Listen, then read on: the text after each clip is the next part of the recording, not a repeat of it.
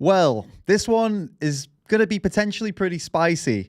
Welcome to another David Rams live stream, guys. And this is maybe, I don't know if I've done this before, a live debate between two people, and I'm not in the live debate. I don't think we've done this before, especially not two vegans. But we're going to do it today. We're going to do it between JonnyHodl and Tim Speers. So JonnyHodl is well, I don't know how to class him actually. A podcaster, I suppose, is his the main way he gets content out there.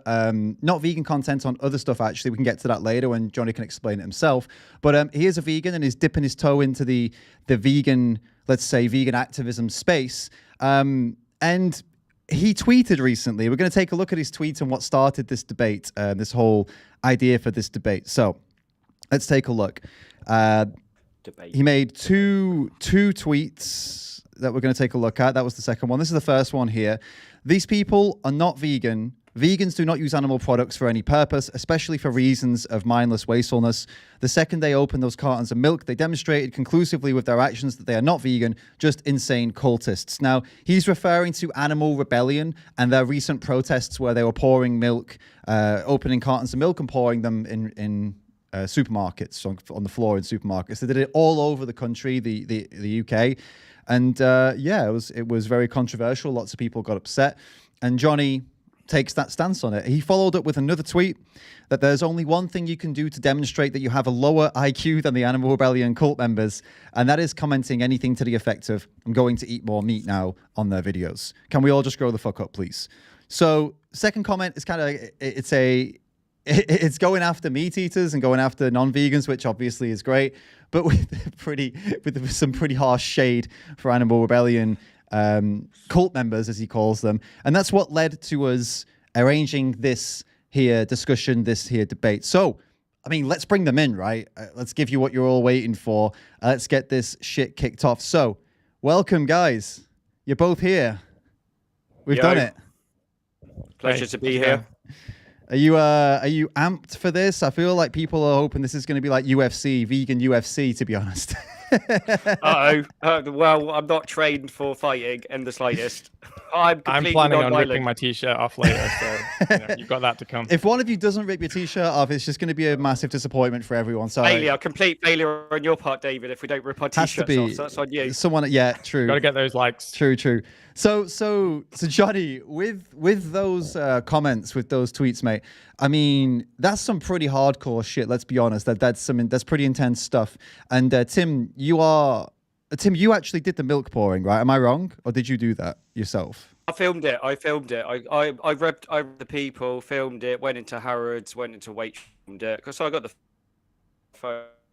The police that though, because they might come around and try and steal my shit like they love to do. Right. But I filmed it, but obviously completely 100% behind the action. Right. So you were there, right? You didn't do any pouring yourself. Yeah. Filmed it. You were one of those cult members, basically, is what I'm trying. I'm one of those cult members. I'm one of them. So this is literally like, so Johnny, this is literally the person that you were speaking about, one of the people you were speaking about in that tweet. Yeah. Right. Well, I'm glad you put this together because, like I said to you, when you messaged me about having this debate, I genuinely thought, like, I find it so bizarre, this form of activism, that I genuinely thought that this could be money being spent on these protesters who are being funded by the meat industry to try to discredit the vegan movement generally. So it's I don't know whether it's a good or bad thing to know that these are actually people who genuinely believe or profess to believe the vegan cause.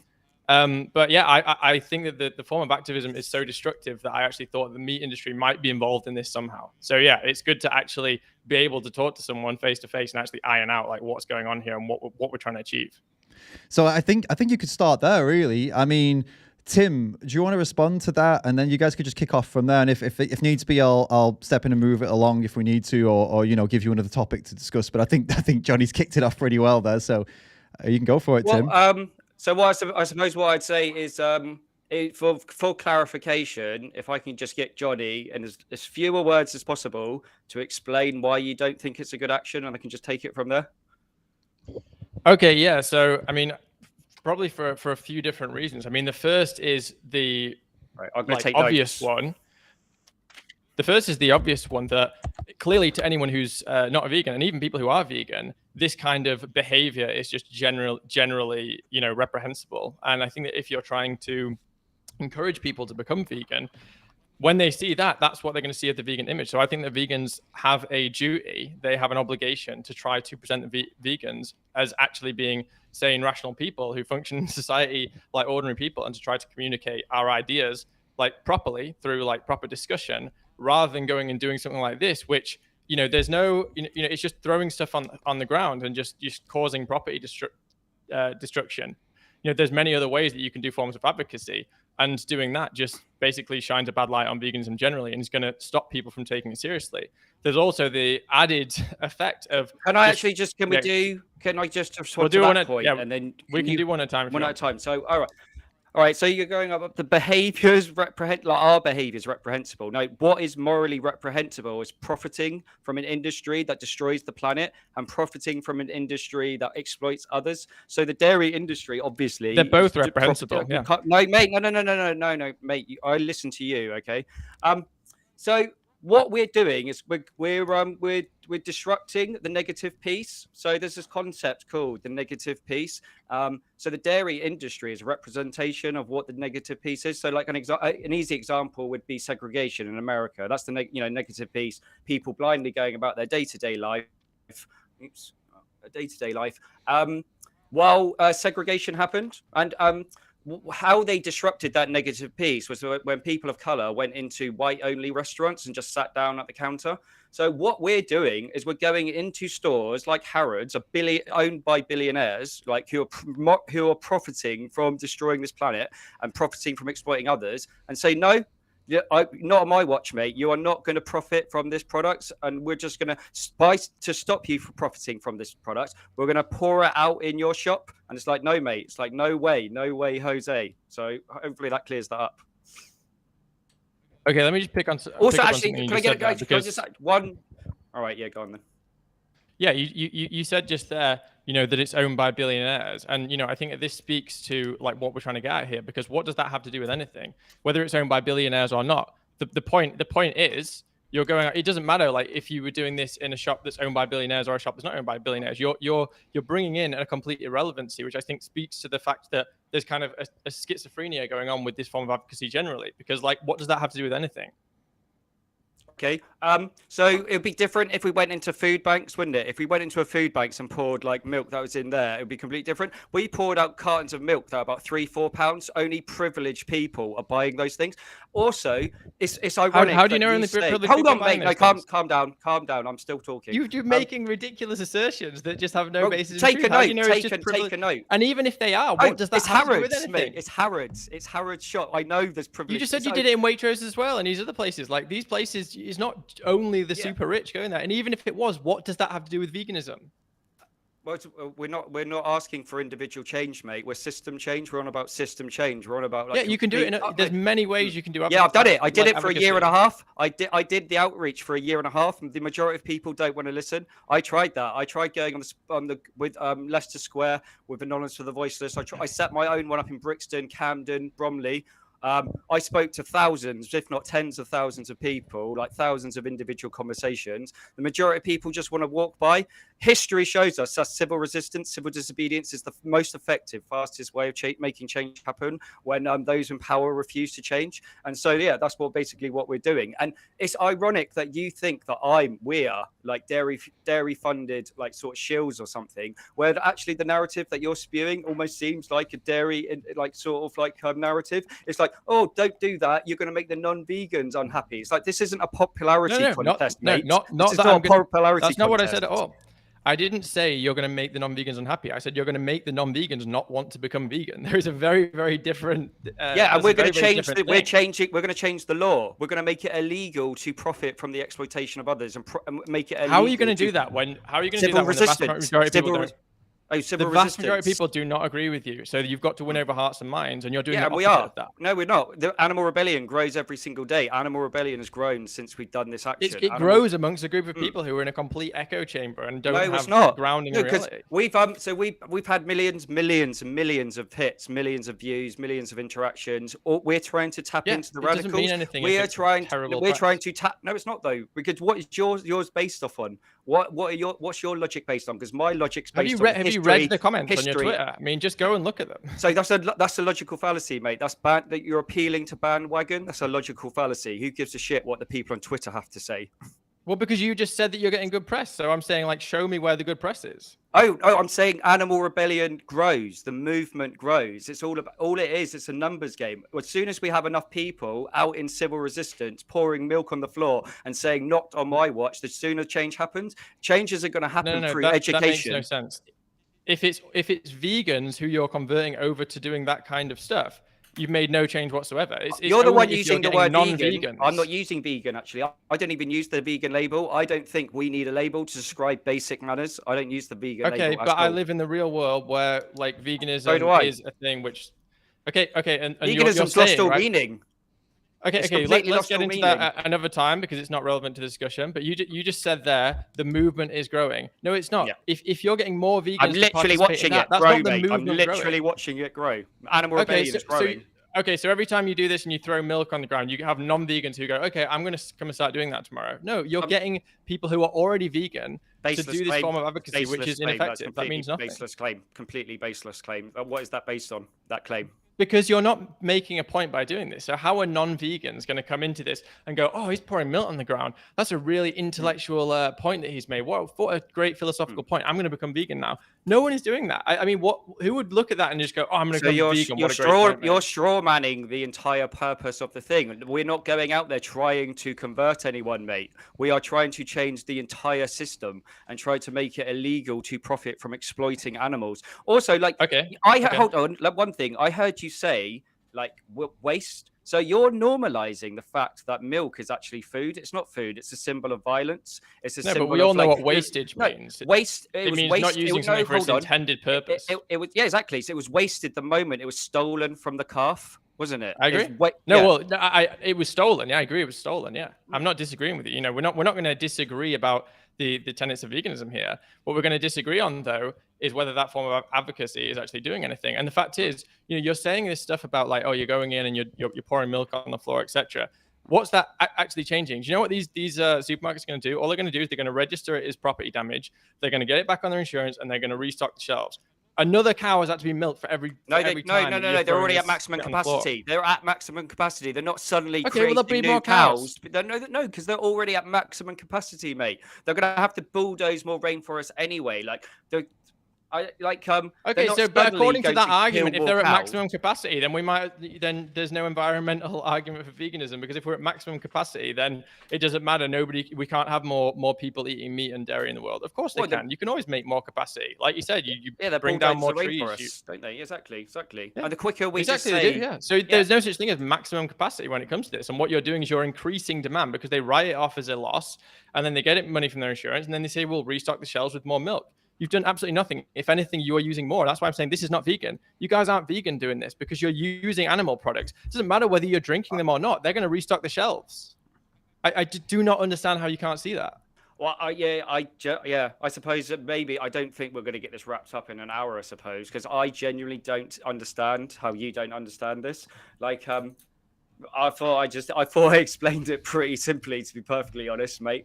Like, well, no, you've tried to explain it, and with each point that you're making about what you're doing, I'm breaking it down and saying, well, it just doesn't work. It logically does not follow. No. But you're making the burden of proof is on you. So you're making claims. Why is it? I'm not the one throwing milk on the ground. Oh yeah, we're making the statement. We're the ones that's taking the direct action. We're the ones putting our liberty on the line. We're the ones willing to get arrested. We're the ones willing to go to prison. There's many ways you can do advocacy. You can go and do something like Anonymous for the Voiceless. Should we hold them up?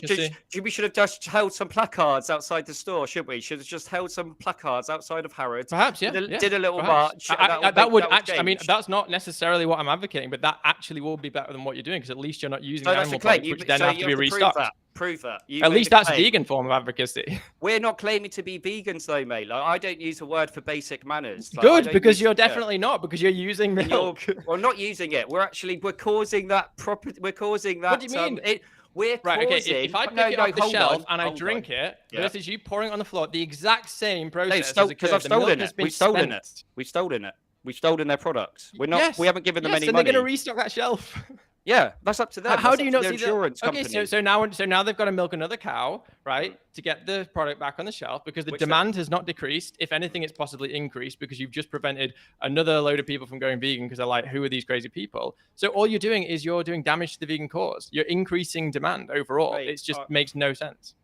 I know it does. I know it makes no sense to you, but like you are literally making baseless claims that you can't prove. Well, I'm articulating every point, and you're but you're making a claim. Kind of response You're making a claim that you can't prove. You're saying that like. Well, what claim? Tell me what claim I'm making that I can't prove, and I will explain. That the movement's not growing. That we're a bad representation no, I didn't, of veganism. I didn't say the movement's not growing. You might have more people throwing milk on the ground, right? That's not a movement. That's just taking existing vegans and putting them into a shitty form of advocacy. That doesn't mean that a movement is growing. Unless you're actually converting people to veganism and you can prove that that's happening, then I don't think you are converting anyone. No. I've already told you, mate. We're not about individual change. This is system change. We are trying to change the entire system. Okay, well, how is that occurring then from your actions? Civil resistance. How is that occurring? Yeah. So it's called momentum-driven organizing. So we go off, we do an action like the milk pouring, we gain loads of press. So we got millions and millions and millions of coverage. We'll tap into the radicals that understand the importance and need to be in civil resistance against this genocidal system that's exploiting humans and non-humans. And we'll be bigger and stronger for the next one. So actually, I've got one question for you. It's like, do you agree with the Liberation Pledge? The Liberation Pledge. Can you tell me what that is? So the Liberation Pledge basically means someone that refuses to eat at the table of anyone that's eating animal products. No, I don't agree. No, I don't agree that. Hey, fair enough then. Well, David, maybe you want to jump in. Do you want to talk about the Liberation Pledge? Yeah. What? Could I ask how it's relevant to this before I? Is it? Oh, because basically, if he does agree with the Liberation Pledge, that's basically saying like, I refuse to sit at the table of anyone that's eating animals. I refuse to live in a system where people profit from exploiting animals. So I'm going to go into their shop, pour out their products that they're profiting from, and say, no, you're not going to profit from this product. Right. Okay, but Tim, can I just respond to that, David? Yeah. Right. Right, Tim. Like that. It's interesting that you bring that up because that is yet another thing that I think will do overall damage, right? Because I have had so many conversations at a dinner table with people where I'm eating a vegan meal. So anecdotal fallacy. This is an anecdotal fallacy. Anecdotal fallacy. Okay, it's an anecdote. Take it or leave it. But okay, it's a fallacy. It's an anecdotal fallacy. Anyone can see that this is logical. How do you think that most people go vegan? They go vegan through conversations. If you just say, I'm not going to sit at the table, I'm going to completely exonerate myself from your society. Prove that claim. Prove what claim? You just said most people go vegan, blah, blah, blah, blah. Tim, this is absolutely wild. You're asking me to prove the claim that if you are completely separate yourself from people, that you're not able to convince them to go vegan. That's just so obvious. Like, you need to still... No, straw man. What do you mean? How is that? What do I mean? You don't know what a straw man is? Oh, dear. No, I know what a straw man is, but how is that a straw man? Because you've misunderstood what I said. But I can't even remember. No. Okay. Here's what I was talking about, right? Because you were talking about the fact this Liberation Pledge, the idea that you don't eat at the same table as someone, right, who's eating animal foods, right? Yeah. But if you do that, you kind of don't have the opportunity, therefore, to actually have a conversation with that people. Like, you might be able to sit down with them, order a vegan meal. They say, "Oh, you're vegan. Okay, let's talk about that." I've had so many conversations like that. Yes, it's anecdotal. Okay, fine. Take it. Okay. So take it or leave it as an anecdote. I'll leave it. But you accept there's the potential for that to happen. That if you're sat at the table, there's a potential you can have a conversation. Right? There is a potential. There is no. So the ecology of change. If you just so there's no potential if you just don't ever sit at a table with someone. Yeah, that's one way. So people are. So how are you going to convert people to veganism if you're not ever going to because they're not always sat at the dinner table. They're not eating 24 hours a day, 7 days a week. Sometimes they don't eat at the table. Sometimes they do stuff away from the table. But then what difference does it make? You're still mingling with them. So what difference is this entire like endeavor? I just want to make a point. David's getting bored. No, I'm not getting bored. I just want to make a point. I think we can just like round that off. We don't want to debate the Liberation Pledge. Johnny, I'm pretty sure if you and I discussed this like privately, you'd understand it a bit more, but there's a lot of context to the Liberation Pledge that's not being spoken about here, and it's not something that's like a like a moral, like you must do it. It's something that people choose to do or don't choose to do. So it's really not worth debating like this intensively, in my opinion. But okay, fine. We can Everything's stick to debate. the. So- Everything is a No, debate. guys, I just want we to can stick to the. yeah. And let sorry, me just say go on. something. So Tim, I want you to consider something here. Like Johnny is a vegan, and not only a vegan, he's also a vegan who went on to an extremely conservative YouTuber who was extremely anti-vegan and debated her in front of her 700,000 subs. Okay, so this is someone who's mostly on your side. Well, there's not. Come on, man. I don't need to be so dismissive. I'm trying to say this is somebody who's on your side, right? Sorry. John- I'm in a weird mood today. It's all actually, right. a It's bit of all a right. weird It's mood all right. today. But so see, Johnny's on your side, right? My point here is that Johnny's on your side, but he's also still connected with what could be deemed as like, I don't know, the normal people, the normies. He's not really into the activist side of things yet. I think you're on your way there, to be honest, mate. But not yet, right? Yeah, I mean, So- don't get me wrong. I've done activism. I mean, like, Blueprint for a Revolution. hold is up, a really pause good book. for 1 second, Sorry, right? So what I'm trying to say is, this is somebody that. I mean, your aim, Tim, as an Animal Rebellion's aim is not to have the people hate them, right? You don't want the public to hate you, but also your aim is not to please them, but it's also, you don't want them to despise you either, right? No, it's to tap into the radicals. Fine, Animal but- Rebels, like just tap into Right, the fine. radicals. But in the which we are meanwhile, doing. you don't want to be hated. Your aim is not for people to despise you, is it? That's not an aim of Animal Rebellion, No, correct? of course not. Right. No, of course not. So It'd be silly to hate. Hate is such a wasted fine, emotion. I agree, right? So my point is, before you continue, my point is that if you don't want that, right, then Tim is here criticizing in quite a harsh way, right? So he's echoing what a lot of non-vegans say, except he's vegan.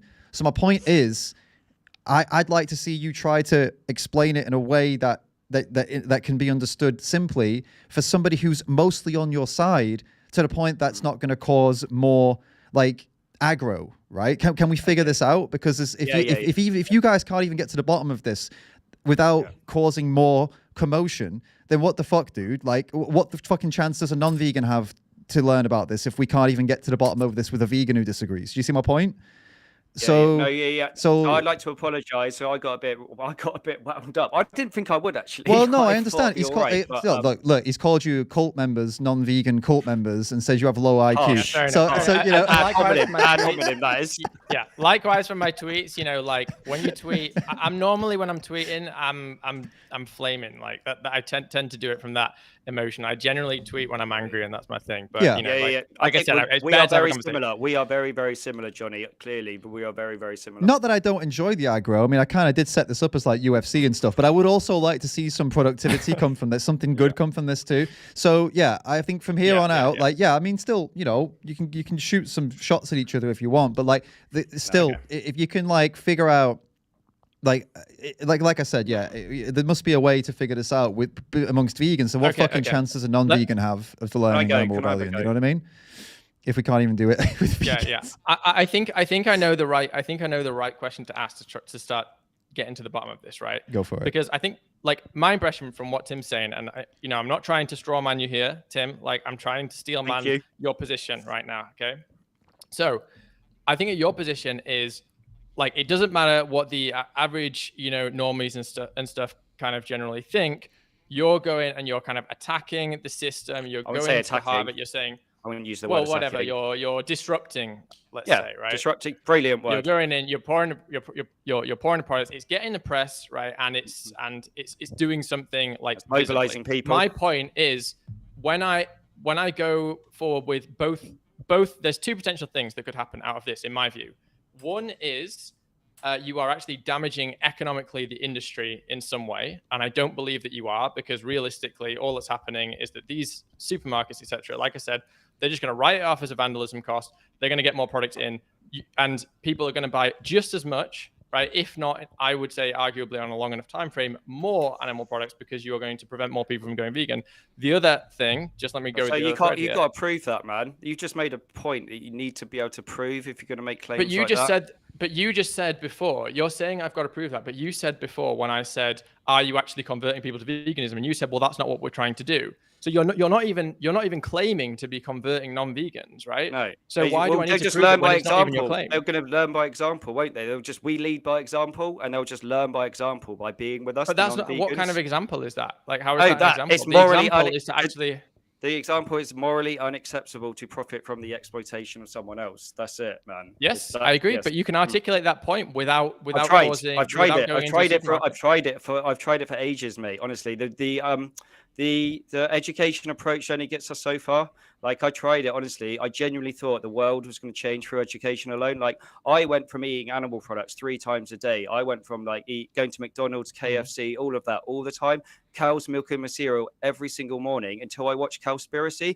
Cowspiracy was literally like Morpheus gave me the red pill in the Matrix, and it was like, fucking hell, what the fuck is going on in the world? Not only am I going to stop, I'm going to get out there on the street and campaign. When I got out there on the street and did it for a year and a half, went to Speaker's Corner every Sunday where like debates happen every single time, every single Sunday. I went to Leicester Square, spoke to thousands of people, Brixton, all of this.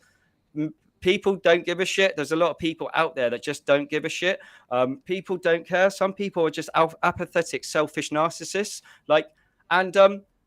How are you going to educate those people? It's impossible. So I'm not trying to have an argument with you, and I get that you don't, I suppose, don't see the point of this action at this moment in time, or maybe you never will. But that's cool. Like we don't all have to agree upon the same things, and it's not going to be one thing that creates animal liberation. It's going to be an ecology of change, and we're just trying to tap into a space that's basically saying, no, like it's morally unacceptable to profit from this, and Harrods, like Selfridges, Waitrose, Marks and Spencer, it really was like shops that we didn't go to Lidl, we didn't go to Aldi, we didn't go to Tesco. I don't think. But why does it matter? Why does it matter? Like, if according to you, the point is that it's about the milk and animal product, why not go to those shops? Like, because it's the one. Saying it's okay for poor people to no, I'm not saying that. I'm saying the one. Okay, but hold on. Let me just answer the question. Let me answer this question. So it's the 1%. So it's the richest people on the planet are the ones that's causing the most amount of damage. Like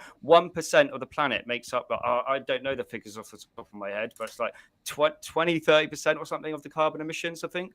Yeah, maybe carbon emissions completely different to animal products. We're not talking because our message is the dairy industry, animal agriculture and fish. We have to transition to a plant-based food system. So our demand, Animal Rebellion's demand, is that we must end animal agriculture and fishing, transition to a plant-based food system, and the government must help farmers in that transition. And we'll stop with our acts of civil resistance once the government makes our demands. And we're not negotiating. This isn't a negotiation. There's a few things wrong with that. First of all, is you take the average person in the UK who's on a 15 grand a year salary and the average person in the UK who's on a 100 grand a year salary, there's going to be very little difference between the amount of meat those people eat, right? So your point about people using more. Wait, let me finish. Your point about people using more carbon, that is when you start including stuff like international travel and you start including first world versus third world countries, etc. It's not to do with the amount of meat in the UK people are eating. People going to Lidl are eating just as much meat, dairy, and eggs as the people who are in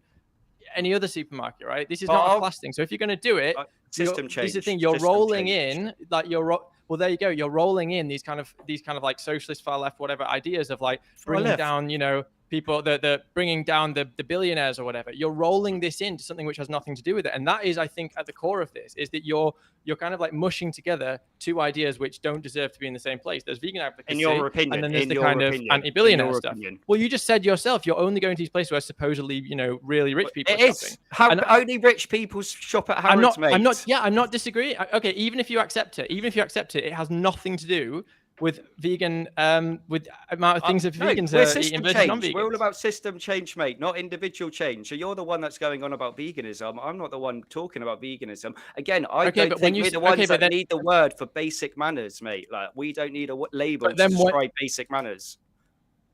But then when you're talking about system change, right? But you're also saying, oh, well, it doesn't work. People can't, you can't win over people by argumentation, etc. How the hell is the government going to do this? Okay, well, how the hell is the government going to bring out all of this change? First of all, why is that going to happen off the back of throwing milk on the floor? I don't see how you made those two parallels. Can I quickly answer that one? Okay, yeah. So there's a study by Erica Chenoweth. It's the history of nonviolent civil resistance. She did studies of like hundreds of civil resistance movements. violent and non-violent, and found that the non-violent ones were like twice as likely to succeed because you're more likely to, in violent movements, there's only like a certain demographic that joins a violent movement, young males usually, but a non-violent movement is open to everyone. And she also concluded that once the movement reached 3.5% of the population, they won. They always won. I don't think we're going to need 3.5% of the population to create system change in the UK. I think we can get it done with way less than 3.5%. But that's true. How is that going to happen? How is the government going to bring in all this stuff when you're going to need surely to vote in people? No, we're not voting. People are going to need to vote in. We're not voting it. Well, then how is it going to come? By doing these acts. You just said you wanted the government. You literally said you want the government to bring in this stuff. So how is that going to, like, what are you talking about? By being in civil resistance against their genocidal regime. Wait, so you think the government is going to see you guys throwing milk on the floor and say we need to ban milk, eggs, and dairy? Once enough people do it, once enough, it's a numbers game. Once enough people do it, that is so wild, man. You're completely lost here. That is just so. One thing that Animal Rebellion did, like about a month or so ago, we went to like Arla and Muller, so two companies that profit from exploitation and destruction, and we drilled tires. We drilled with drills. We drilled holes in the tires. We disabled. So they need to buy more tires. So we disarmed trucks that are used in the exploitation industry and just completely shut their business down. There were aisles of milk in supermarkets that were completely empty of dairy because of our actions, of our civil resistance campaign, because of us taking action. Like you're not going to create empty aisles with a march. You're not going to create empty aisles with holding placards outside the store, going to the truck. No, you're going to change hearts and minds with that. You're going to do the opposite. You don't change the hearts and minds of everyone, and the people that get wound up. No, you do it with the people who are close to you by sitting at the table with them and speaking to them about veganism. That's one. That's a way. That's one way. That's not the only way. That's not the only way. That is the way that this is. This is the way this has happened. That's the way that veganism has grown so much. It's like grassroots. It's talking to your friends. It's talking to your family. Like that is just the way it happens. And going around. It only gets us so far because I've done the education approach with loads of people, and loads of people are. I don't give a shit. I'm going to fucking keep on eating animals regardless. But Tim, veganism has not been around very long as an idea, as a kind of philosophy. It's been for ages. It's been around for ages. It's not been here for the concept of like not eating animals and causing the least amount of harm has been around for a while.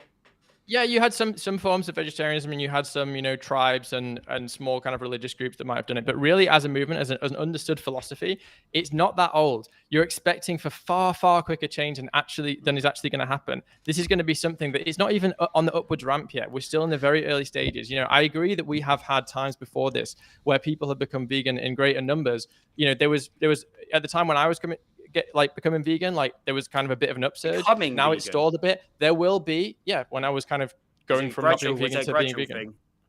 I didn't go vegan overnight. Maybe that's one of the, I don't know. Like I did. I could see the logic straight away. As soon as I was presented with slaughterhouse footage, I was like, bang, instantly knew it. And then as soon as I was presented with the information about civil resistance, so Blueprint for a Revolution is an amazing book. This is an Uprising is an amazing book. The History of Nonviolent Civil Resistance by Erica Chenoweth. I think that's what it's called. Another amazing book. I mean, there's so many great books that talk about how a tiny percentage of people change the world. It was based. Yeah, I'm not saying they don't. I'm not saying they don't. I'm just saying that this doesn't. Oh, 1 second, guys. So Tim, can I ask you a question? So if we were in a position right now where let's say like, I don't know, 35% of the population of England were not only vegan, but we're actually like fully like animal rights, like 30%, 35%.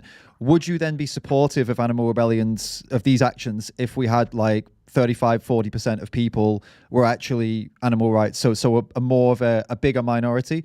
Would that make it more of an action? Animal rebellion will stop with that. 1 second. Sorry, I'm sorry. Did I say Tim? I meant Johnny. Sorry, Johnny. I'm asking Johnny. Would you then be supportive of these kinds of actions if there was more? If they already had like a larger minority, let's say closer, even tipping on getting close to 50-50? That's a good question. I still think no, these actions specifically, but would I advocate for some kind of civil disobedience that didn't involve using animal products, like what I would call we're not using animal civil products. Disobedience? You're using product. We're destroying it. The product has been used. The use for you was throwing it on the floor, but it was used. It doesn't by matter. destroying was it, by used. You stopping used the people by stopping billionaires profiting from it, and from stopping customers from buying it.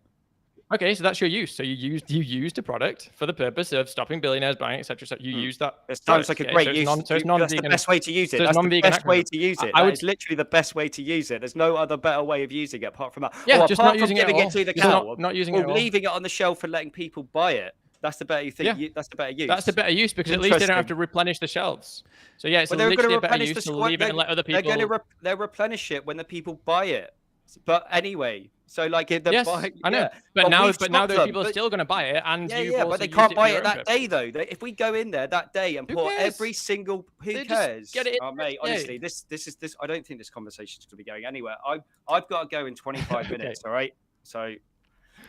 Yeah, I mean, feel free if you want to steer this at all, David. But I'm not sure. I'm just saying books. I think books would be good. I think books. So Blueprint for a Revolution, I think would be a really good book for you to read. And I think This Is an Uprising. I think, I don't think Johnny is misunderstanding civil disobedience. I think he is.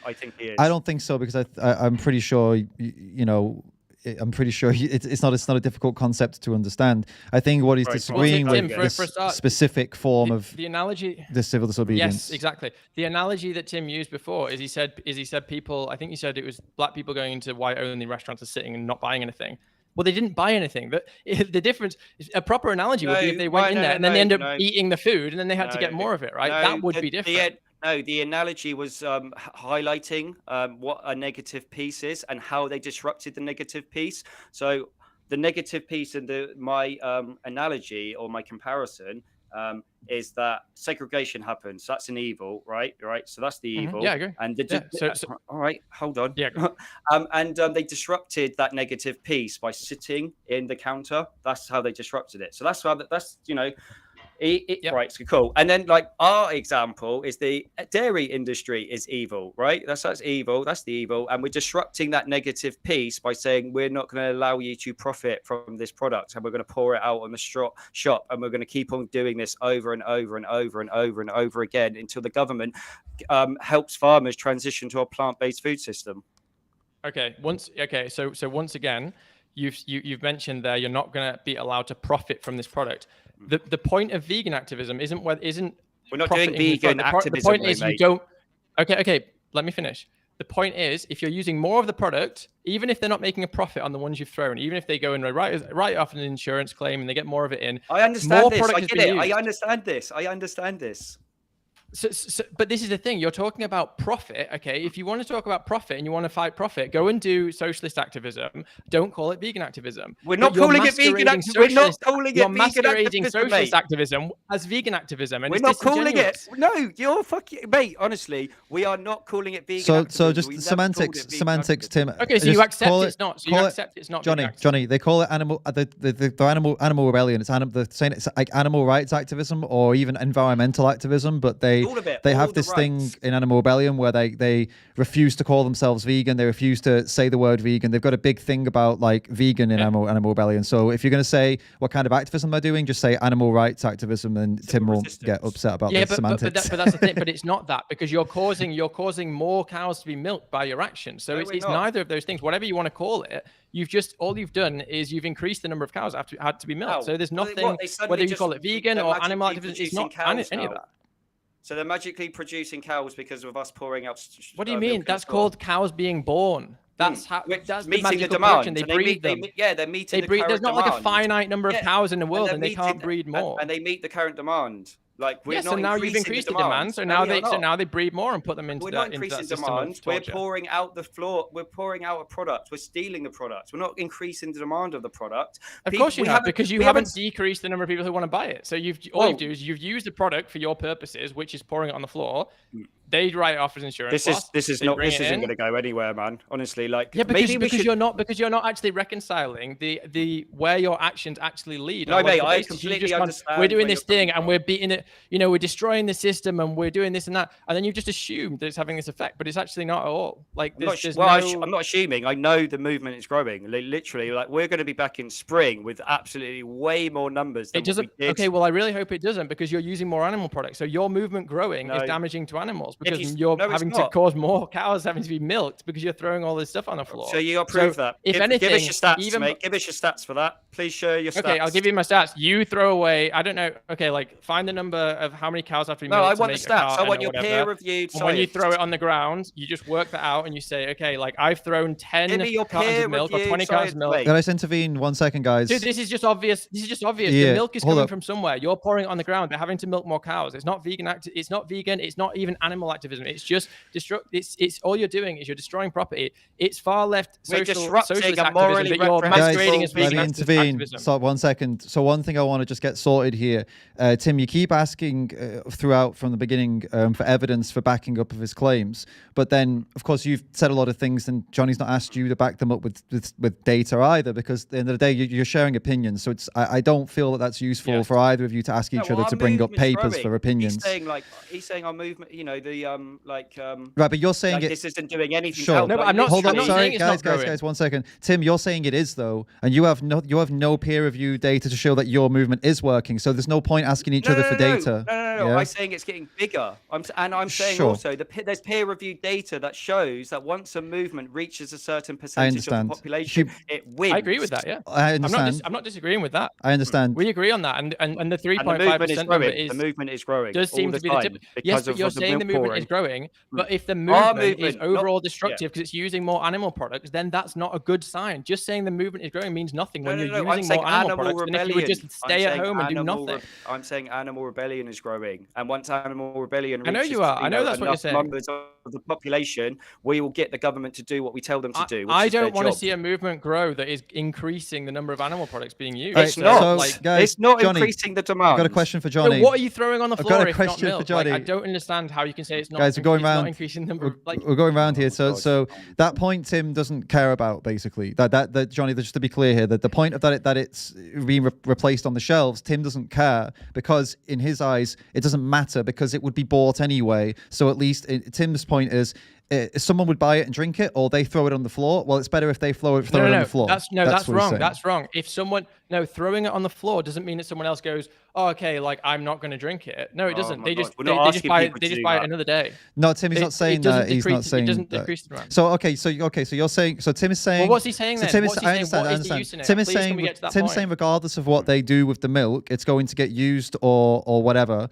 Someone's going to buy it, or the supermarket will throw it away. So they're saying we're using it. We're going to do it for our cause.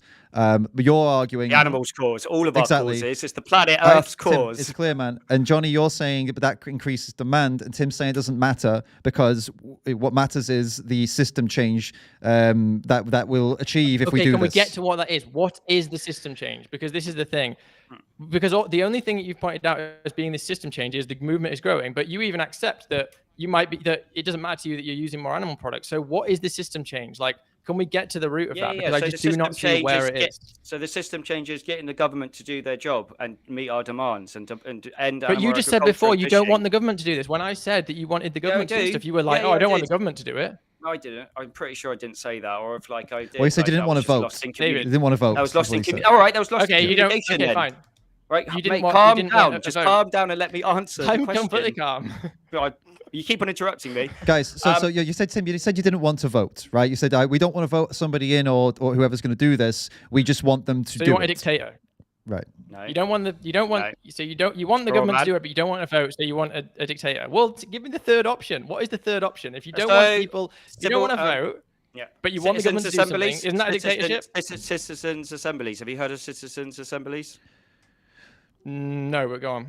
All right, so they were used in Ireland recently about abortion, and so basically, how citizens' assemblies work. It's basically like the way the members of the citizens' assembly are selected. It's like a jury service, like randomly selected from about 100 people or 1,000. I don't know actually. Say 100 people from the population, all demographics. Like try to make sure all the demographics, was all included, and those 100 people sit and listen to people who are who we believe to be the smartest minds on this current subject. So we'll have for the one that happened in Ireland on abortion, talking about how, people talking about philosophy. I imagine, I didn't sit on the thing, but anyway, you have experts explaining the pros for abortion and maybe the cons for abortion.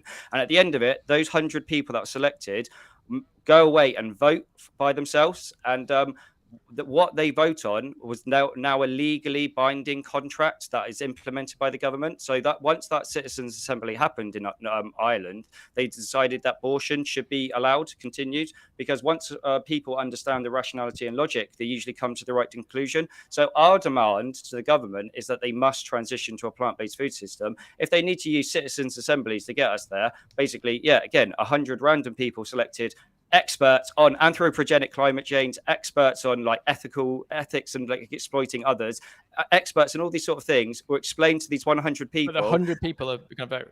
Yeah, 100 randomly selected people. Yeah. So there you go. You've already lost then, haven't you? Because we already accept that veganism is less than the 3.5% Schelling point. So why would these 100 people suddenly go, oh yeah, we're going to be no. Right, 1 second then. No. So we'd get to the citizens' assemblies by creating the 3.5% of the movement. Once the movement's got large enough where our demands get met, I'm saying we're not. You saying I want to live in a dictatorship? No, I'm quite happy to localized democracy. Flat pack democracy, basically. I'm not looking for like a new world order or something. Like I'm looking for localized organizing, But like citizens' assemblies are just one way of coming to a decision instead of having corrupt politicians make those decisions for us. So in the UK, whoever Rupert Murdoch has backed to be prime minister as being prime minister, our political system is rotten and corrupt to the core. So the politicians currently in charge are going to make decisions that aren't in the best interest of anyone whatsoever. So that's why we need to be in civil resistance against this genocidal, corrupt, sociopathic, narcissistic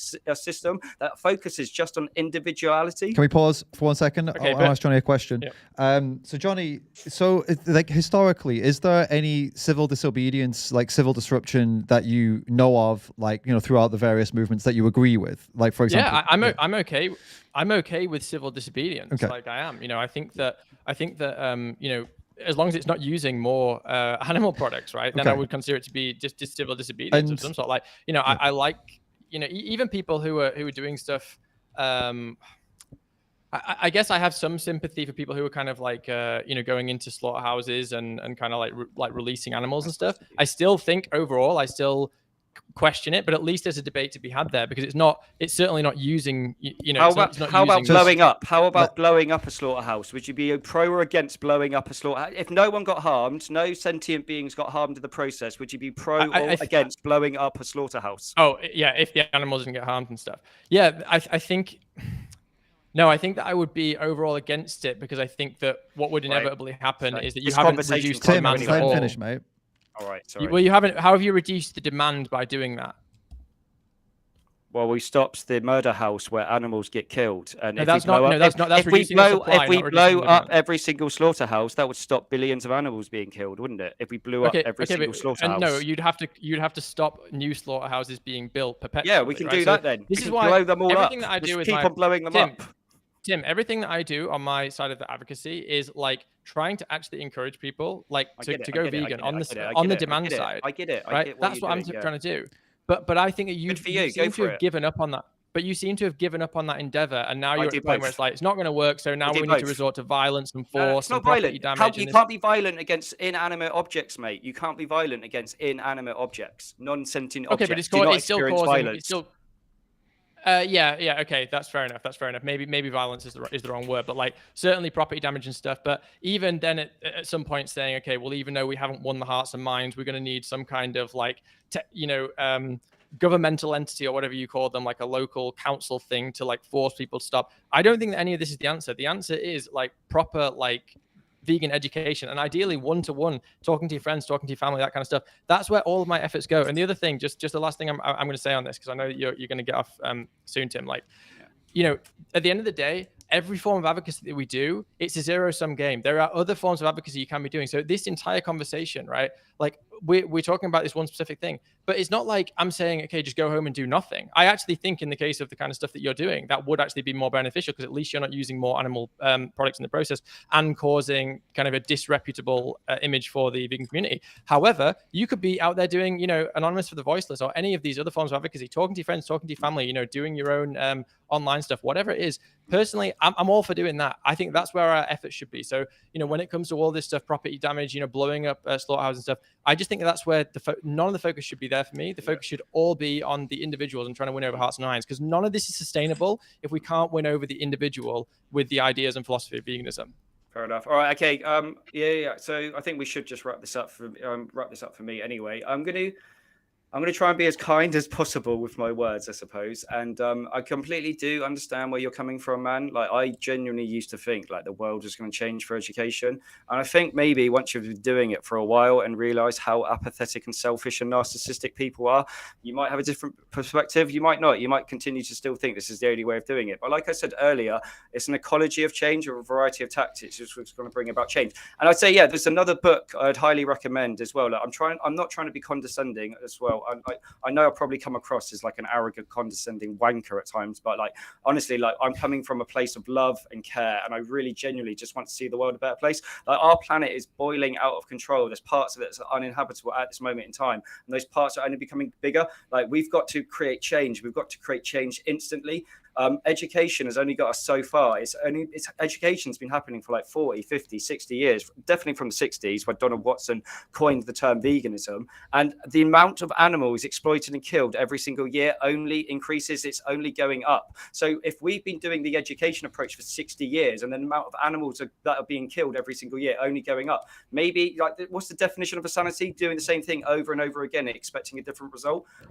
So there's one other book I'd recommend, and it's called How to Blow Up a Pipeline. How to Blow Up a Pipeline, and it's by like a really, really smart philosophical guy. It's the Swedish guy that's done the history of civil resistance and knows all his shit about that. There's another one by Roger Hallam actually that's really, really good. Like, it's about 60 pages, and he like condenses like quite a lot of this stuff, like a really short thing. But like, maybe I would say maybe I can just recommend. I'm genuinely not trying to sound like I'm condescending with this. I'll recommend a book. You read a couple of those books, and then we'll have a chat maybe a month's time and see what, if you have the same perspective or something. So guys, I'll just chime in here and just kind of summarize. I suppose we're in the last kind of like 10 minutes anyway.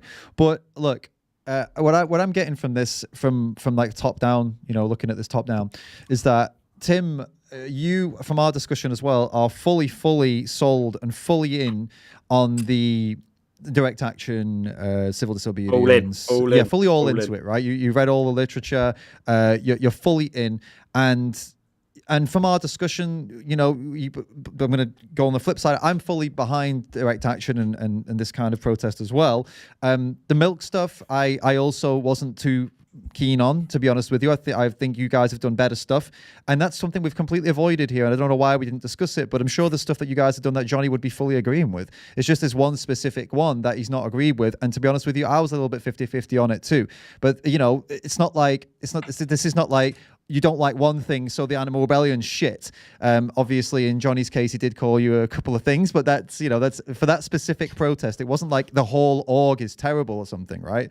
So anyway, but in our discussion, to be honest, I didn't know that Animal Rebellion did other stuff. Okay. So I will definitely look into that. Yeah, sure, you should, man. They've done some really good stuff. And so like milk pouring. So Tim, we have to be fair though, Tim, in that in our podcast, in our discussion, I did bring up a few points that we neither of us really had answers to. Like, for example, that our knowledge of civil disobedience is based on human rights, not animal rights. So although we can take inspiration and we can try to apply it, we don't fucking know what's going to happen. We don't know if it's going to work. That's all we have, right? That's all we have. Agreed. Right. There is some sense to what Johnny's saying. There is a place to debate this. There is a place to critique it. Where Johnny's coming from, in my opinion, Johnny, I'm going to try and summarize you as well. Where I feel you're coming from here is that you don't want to. How you see it is the world isn't ready for this yet. And for this kind of, like, for example, we're talking about blowing up slaughterhouses, talking about taking animals out of these places, talking about pouring milk on the floor. Where you're coming from is these things cause more separation and more division between the people who want animal rights and the people who don't. So although these things are good in the short term, potentially, like taking animals out of places is obviously good for the animal, blowing up a slaughterhouse is good as well. In the long run, they're going to cause more problems than they fix currently. This is your perspective. You're thinking before we need to have a lot more people on board ethically before we can start to take these power plays. And I'm totally, if that's what you think, I get that. I've made this exact same point with Annie and I. We discussed this. I worry sometimes that we make in power plays and we're just not big enough to make these power plays yet. Like Animal Rebellion does these huge, powerful protests, and it's like you're like, yeah, but then you're also like, wait a minute, are we biting off more than we can chew right now? Do you know what I mean? Because if the minority is doing a power play, the majority is going to go fuck you, just as much power as we make the power play, and there's more of them. So I understand the if that's where you're coming from, Johnny. I understand that as well. So I get both of you, basically. Have I summarized this correctly, Johnny, from your side, like your worries?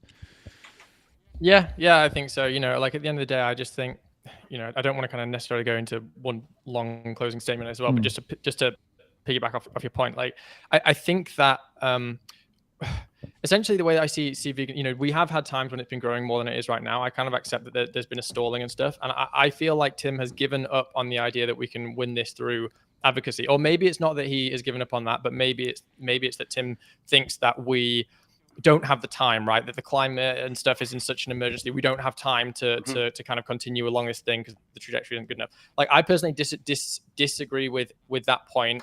I think that ultimately, like the movement has gone through previous stages of growth more than right now. I think it will continue to grow, but as with all things, there's something called a hype cycle, and the way it looks on a chart is it kind of, I'll try and do this the opposite way because of where the camera is, but it kind of goes up like this, and it goes up, and then it drops back down, but it drops back down to a point like higher than the last point, right? So it's like if you imagine veganism going like this, it drops back down, has a stall, goes up, drops back down, but each time it drops, there's going to be a larger contingent of people. And I think that because the philosophy is so sound, I have complete faith in the philosophy. I think that more people will come into it over time. I just think that we don't want to give up on changing hearts and minds and go into these forms of advocacy which are counterproductive in my view. Yeah, okay. So I want to say, like, before I forget that one, like, we are coming from a completely love-based approach. Like, we do use non-violence and we echo our non-violence, and we do like these acts like with compassion for others. Apart like, from when you want to blow up slaughterhouses. Well, I think that's like compassionate to the animals that are going to go in. Yeah. I'm just to someone that came onto the stream and heard that, they probably didn't think you sounded very peaceful or compassionate. Let's be honest. Well, that's because they're looking at it from a completely different lens. Maybe they're looking at it from the blue pill lens. I'm looking at it from the red pill lens. And we're joking, by the way, just to be clear for any YouTube people, or it's a joke. Blow up a slaughterhouse. Stop saying that. Listen, stop saying that over and over again. You're gonna fucking screw my channel. It's a joke. He's joking. All right, continue. I'm not joking. So we are doing it with love and compassion in our hearts. Like, honestly, like we really are. And I haven't lost faith in like humanity. And I do think at the root of everyone's is like, people do have peace and want to live in a harmonious sort of civilization. But like, this system that we live in is so toxic and corruptive that it's just fucking brainwashed people into not caring. Like Margaret Thatcher has laid the foundations of individualism, and that's from going on in the 70s in this country. And we can only protest in the country. I can only focus on the country that I live in, so I can only really focus on like how it's working in this country. Sorry, and fuck off with the messages. Sorry. And. Oh, I've lost my train of thought. So we're doing it with non-violence, but you said you disagree that this isn't as pressing an issue as it is, and that basically means you're going to have to disagree with the brightest minds studying anthropogenic climate change, because they're saying a different sort of side of the story. They're saying we're running out of time to make drastic changes of the way we're living, and I'm not saying like ending dairy is going to eradicate all the world problems. I fully understand there's so many fucking stuff that's going on, but dairy's part of it, and animal agriculture and fishing is part of it. And the brightest minds studying anthropogenic climate change saying we have to transition to a plant-based food system, basically, as one of the ways of like, and we've got, it's not like we're like having, I've heard people say we're like toddlers having little toddler tantrums. And it's like, no, we've got a solution. It's not like we're just coming here randomly, like with like no idea about what we're doing or why we're doing it. We're saying, this product is destroying our planet. This product is exploiting others, not on my watch. And we've got a solution, which is like transition. Get farmers that are milking cows for a living, help them to transition to whatever it is that doesn't exploit others. Like, hopefully that sums it up. I've got like 2 minutes until I've really got to go. And I think hopefully we could just have another discussion. Maybe we can. It doesn't have to be online. Like we could do this chat whenever you like. I'm happy to remain in contact with you, and I'm genuinely sorry if I've been a dick. Like because I got really worked up. I don't think so, man. I think we were fairly even on this. You know, we both slung some shots. It's all good, man. Cool. Because Johnny, honestly, like no, thank you. Like genuinely, like. I try to say this shit, and in my head, it just sounds like I'm being condescending. I'm genuinely not. This is I genuinely mean it. Like, thank you for what you're doing. Actually, I do remember you now. Like, I saw that video that you did, and you were great with that whoever you can't remember that right wing, whatever that you work for. Lauren Southern. Yeah. That's loads. I do. Like, you're reaching loads of people, and you will hopefully influence loads of people. Like David is. David's reaching loads of people, influencing loads of people, and it's the psychology of change. We're basically saying like. Not everyone is going to get round with the hearts and minds like approach, and so therefore, like the way to change the whole system individually is to get every single individual to change. If every single individual is not willing to change, it's like really apathetic and selfish and narcissistic.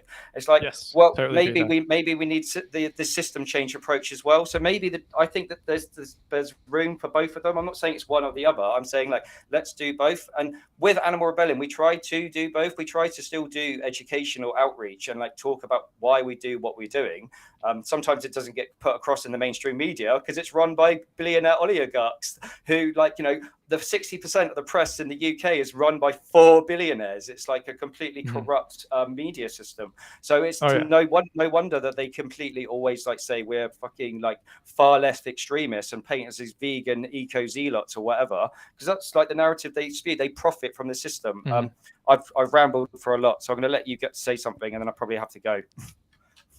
Yeah, no, like that's fine. And like I said to you, I don't. Well, before this conversation, honestly, I did doubt your intentions. I genuinely was concerned that this group was not a legitimate group. But after speaking to you, I think that you do have your intentions are good. I just think that your actions, in my view, and this is where we're obviously disagreeing, is that the actions aren't in alignment with that or aren't going to bring about those outcomes. But on a personal level, man, like you obviously care a lot about animals. You care enough to go and put yourself in front of all these people who most people they're gonna see you in the shop or whatever. Most people are gonna be like, oh, fuck these guys, right? And you're willing to go through that. You're willing to kind of like essentially say, I don't care like how I'm viewed because I care about animals so much that I don't give a fuck. Like I'm a conduit for this movement. I get that. It's purely the actions and whether they're having the right outcomes that we disagree on. But I have no problem with you personally. And if you want to debate again in the future, we can do that. Well, I don't like the word debate, I suppose, like because that always like sounds fight. Yeah, exactly. We'll have a conversation. Fight to the death. Fight to the death. That's the only way to do things, isn't it? Yeah. Like, Cage fight. in a slaughterhouse, and the winner has to blow up the slaughterhouse with the dead person in there. Stop with the blowing up slaughterhouses, man. Jesus Christ. YouTube's going to shut this down big time. I'll give you some money, David. Tell me how much you lost, so I'll just give the money to you. Right. I'll get Animal Rebellion to give it to you. All right, cool. Do you have to shoot off then, mate? What's your... I kind of do. Right. Yeah. I said I've already arranged with some people Cool. to go out. Yep. Do you want to tell Johnny, everyone what you're up honestly, to then? Karaoke. There you go. I'm going to sing Blink 182. I'm going to sing Blink 182 first. Is it first date? First date. You want Nice. just a little pre-run now?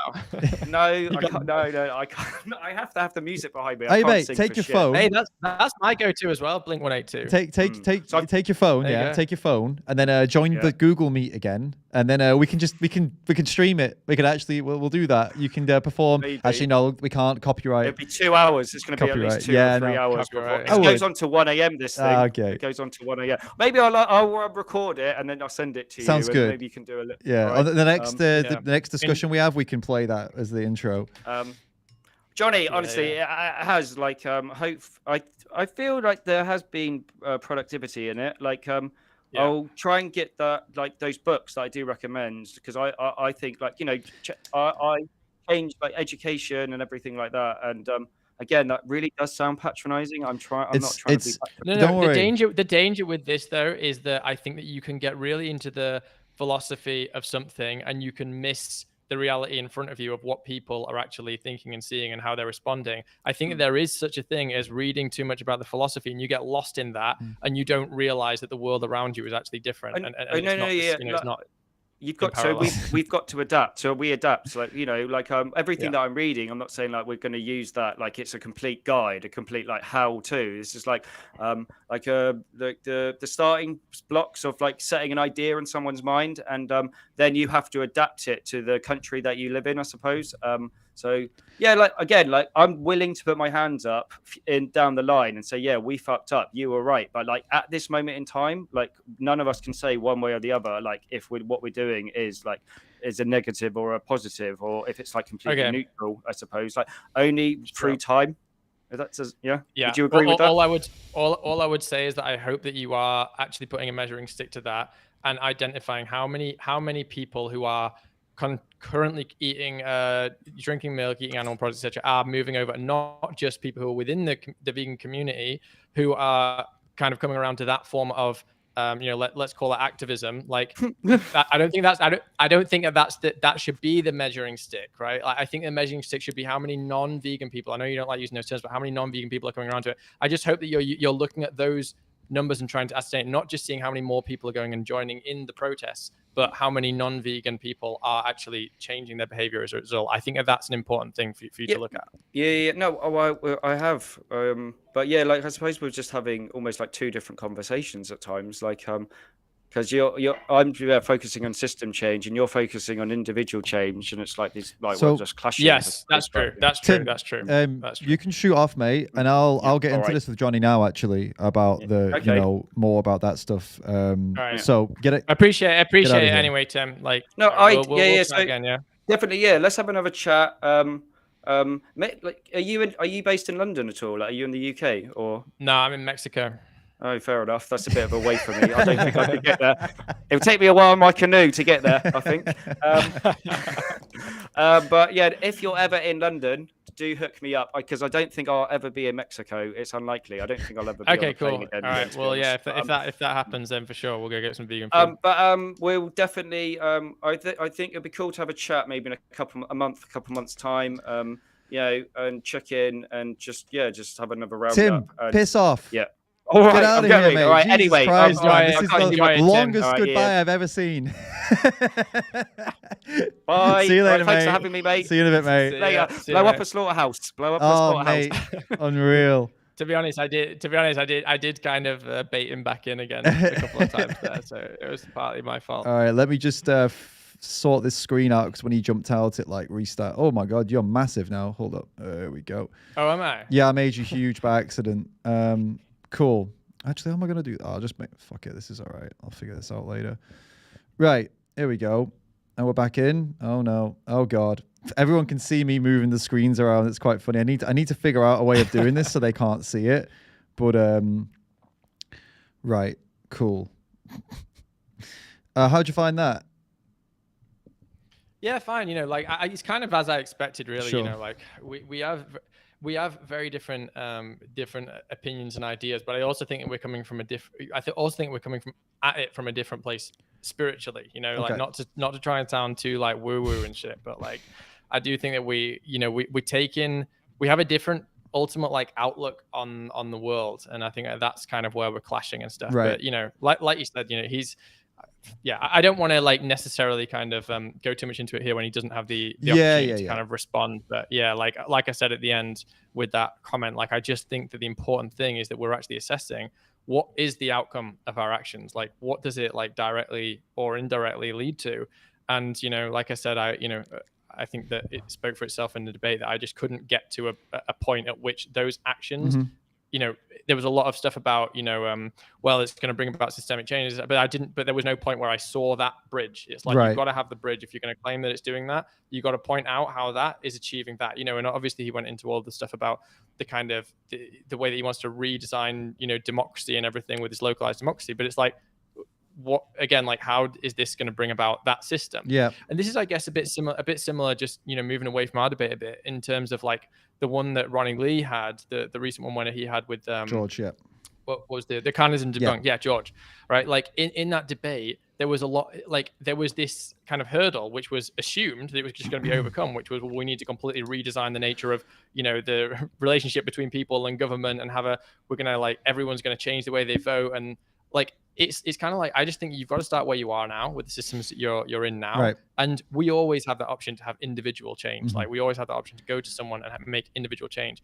But kind of if a prerequisite for your form of activism or advocacy or whatever, if a prerequisite for that is like having an entire system level change that we've never seen before, then I'm like, what's the point in having that discussion? Like, we need to just start from where we are. That's always my point. I think we have to bring it down to basics. So before I get into this a little bit further with you, I'm just going to read out some of these Streamlabs tip comments. So first off, I got one from DJ Lionel. Thank you so much. Tipped $9.86, which I'm going to guess is 10 euros. Thank you so much. What about if it was out of date milk from a waste container or milk from the food bank, unsold milk? Maybe that was an option. I think, I mean, that would be probably better if you're going to do any kind of milk spilling. I think that would be a good way of doing it. Do you agree? Well, I mean, the thing is, like, then what point are you making? I mean, the whole point of the whole point, to try to put myself in Tim's shoes here. Well, in this case, is to have that attention. In this case, it would just be for the disruptive properties of it. So, for example, just going into a shop with any white-colored liquid and spilling it on the floor is going to get the media looking, and like yes. Well, that's the thing. I mean, there'd be a debate to be had there. I think if you went in with something like milk that had been got out of the waste bins outside and threw that on the floor, at least you wouldn't be increasing the necessity for like more cows to be milked in that situation, right? I still think that that's not a very good form of advocacy, because when you're pissing people off and you're making yourself, seem really annoying to the average person who you don't understand veganism. They just see that and they're like, okay, vegans are crazy. So I think that you're still not helping to bring about a vegan world by doing that, but at least I would at least accept in that situation that you're not increasing the necessity to milk more cows. Okay, and then the other one, before we get into this a bit further, what about B12 tipped and says, thank you so much, tipped €4, I guess, $3.66. I don't know why it's putting it up in dollars, but it says, can you make a video about this later and confirm whether or not pouring milk in stores causes demand of more animals to be milked? I can try and look into it. I don't know where exactly I would look, but yeah, sure, I can try and look into it a bit. But I'd really, maybe you guys can help me with this, because you know just as much as me. Here's the calculation I would do if I was trying to actually work out if this worked, right? I would say, okay, we're pouring milk on the floor. You say, okay, the average cow is going to produce in a given week or whatever X amount of milk, right? And then you say, we poured this amount, so we're gonna have to milk. We've poured the amount of milk from, let's say, 5 cows, right, in that given week to do this.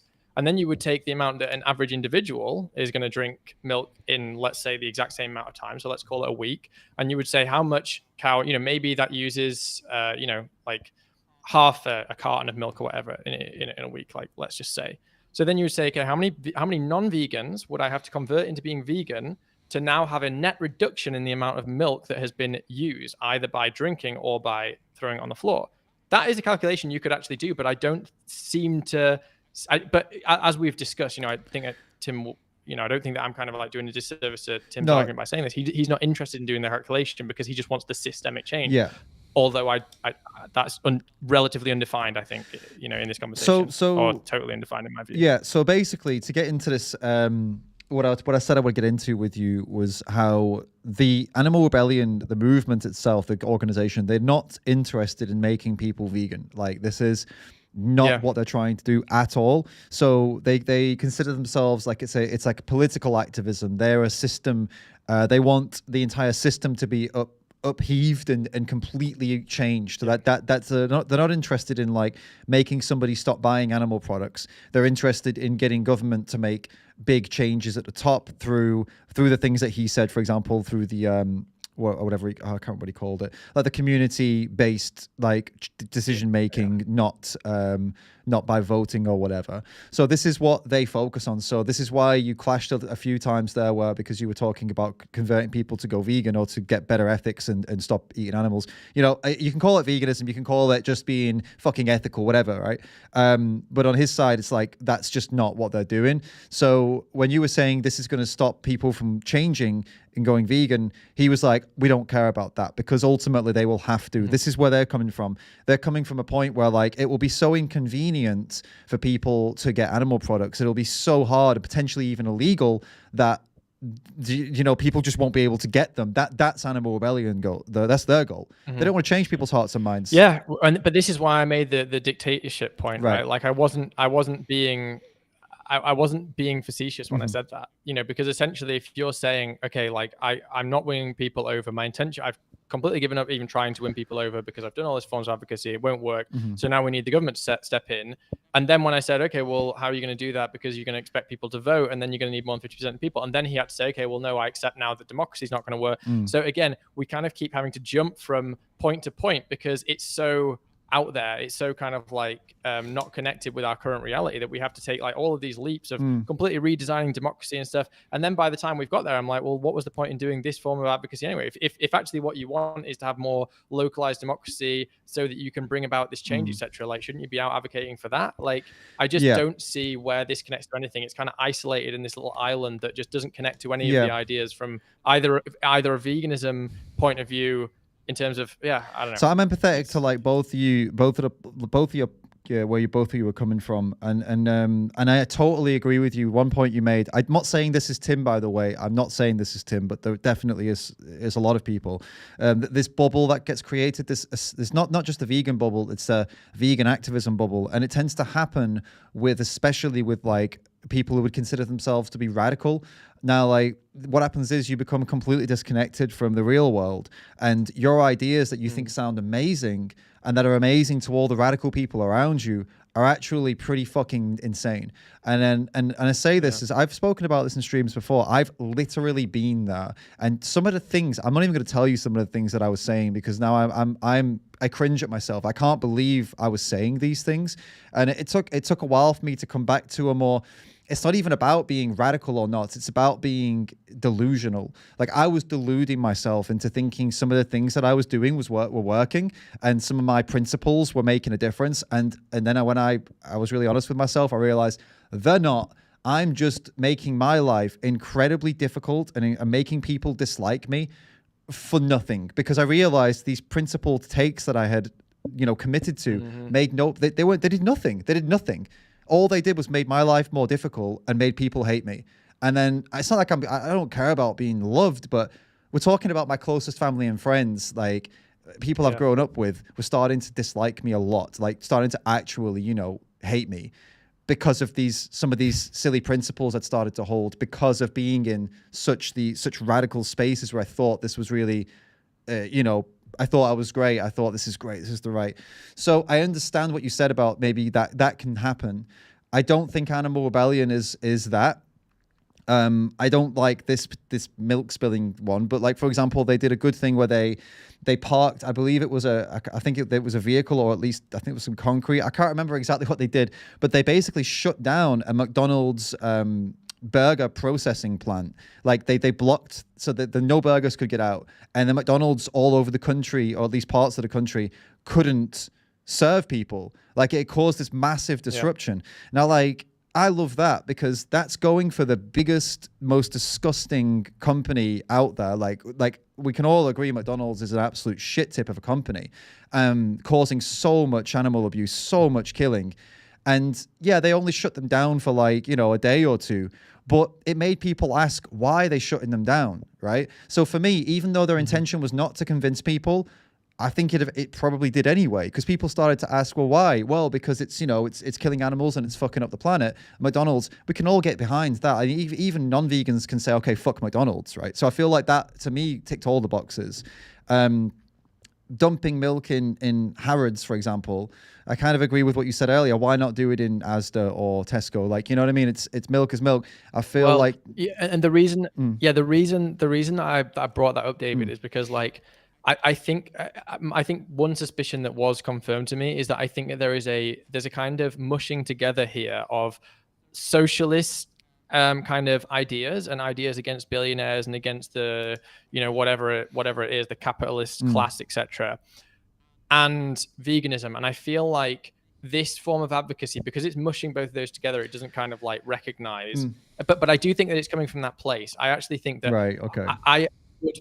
Maybe I'm wrong on this, but I almost guarantee you that every single one of the people who's doing this form of advocacy, they also believe, they're against capitalism, they're against this, that, and the other. They don't 100%. believe Yeah. in No, that's not a rights, theory. all That's this true. kind of stuff. That is true. That's animal Right, rebellion. Like right. I'm So this is the almost thing. 100% certain that they're anti-consumerism, anti-capitalism. I don't know if they're socialists, but they're definitely. It's essentially intersectionalism, and the problem with intersectionalism, and I've talked about this before, is that it ends up being schizophrenic. Like this, it doesn't work ultimately, right? You have to kind of like stick to one ideology, because in this case, for instance, if he was saying we're doing all this stuff and it's an anti-capitalist thing, we don't, he mentioned about profit, for instance, he mentioned about only doing it at the supermarkets where rich people are going to.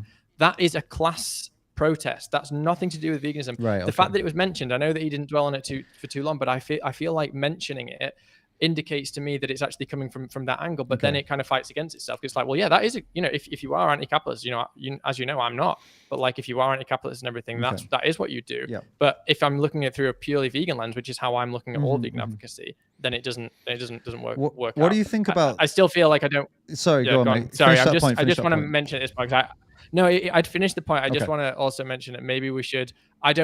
I also feel that it's probably more fair that I discuss more at length the debate when he's there to respond, or that you give him the opportunity. We don't need to talk about Tim. We just talk about Animal Rebellion. Like I'm talking about Animal Rebellion right now. Okay, Tim's gone. Yeah, Tim's I gone. just don't want him to think that like that after that I'm kind of no. We're talking about Animal Rebellion and tactics. We don't need to like the debate itself. That we can move on from that. Yes, but you can bring up things he said. I mean, we're talking about Animal Rebellion and disruption tactics and concepts that were discussed in the debate. But we're not criticizing Tim right now. We're just there's talking points here, right?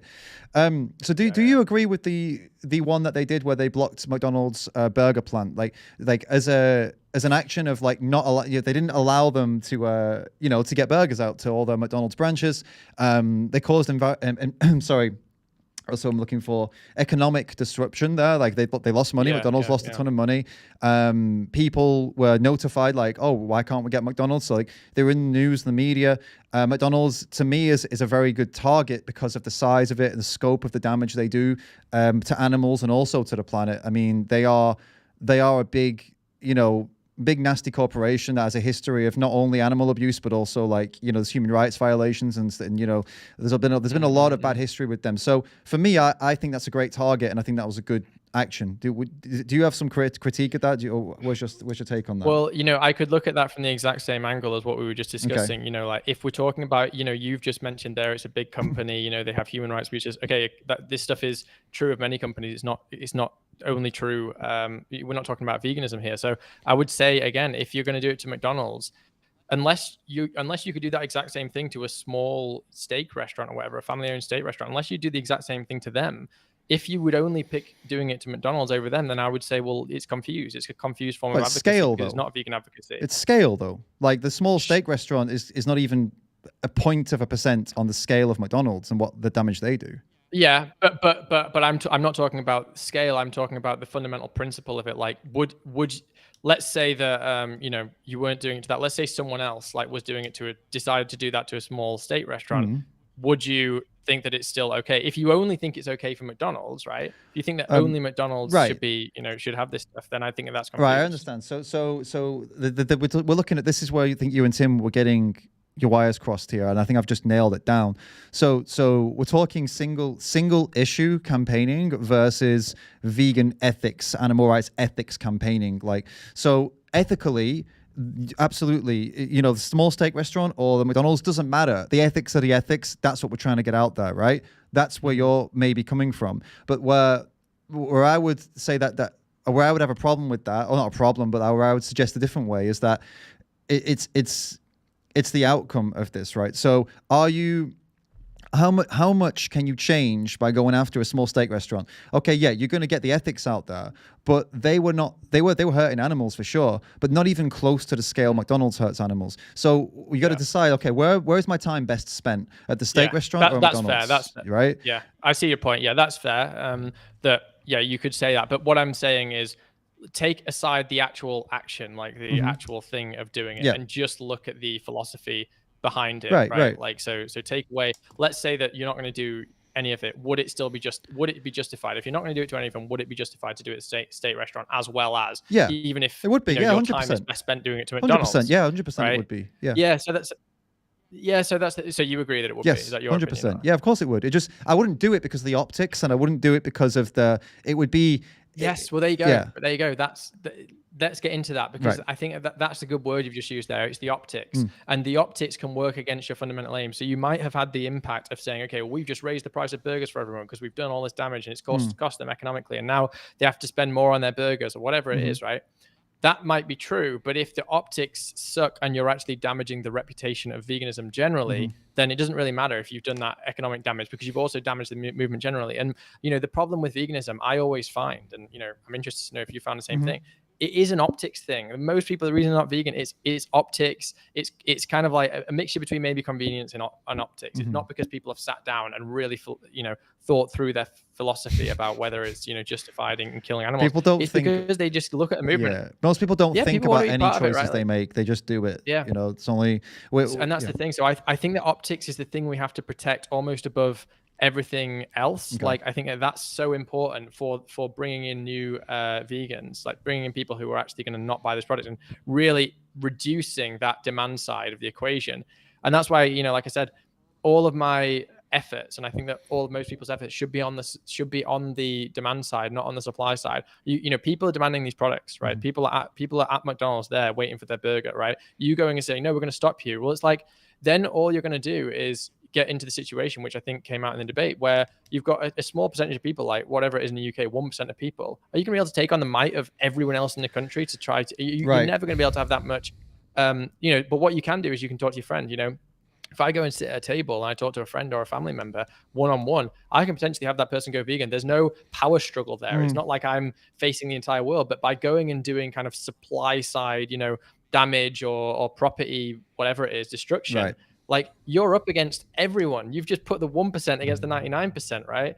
Put one-on-one, go and have a conversation with someone, try and make them go vegan, and let's do this from a demand perspective. So I hope people are all doing that when they can and where it makes sense. So obviously you don't want to cause loads of issues in your family, because you need your family and friends unit to stay sane in the world. But yeah, I would hope most people, given the chance, are trying to do stuff like that. The only limitation of that is just I mean, God, we're looking at like in 100 years. If that's all we do, there needs to be a larger, more impactful thing that we can do, which is where you end up seeing like YouTubers they film their conversations and put them online, because then one conversation becomes a million conversations, right? So this is where like what you're saying, I think if you extrapolate it and put it out to more people, then that's great.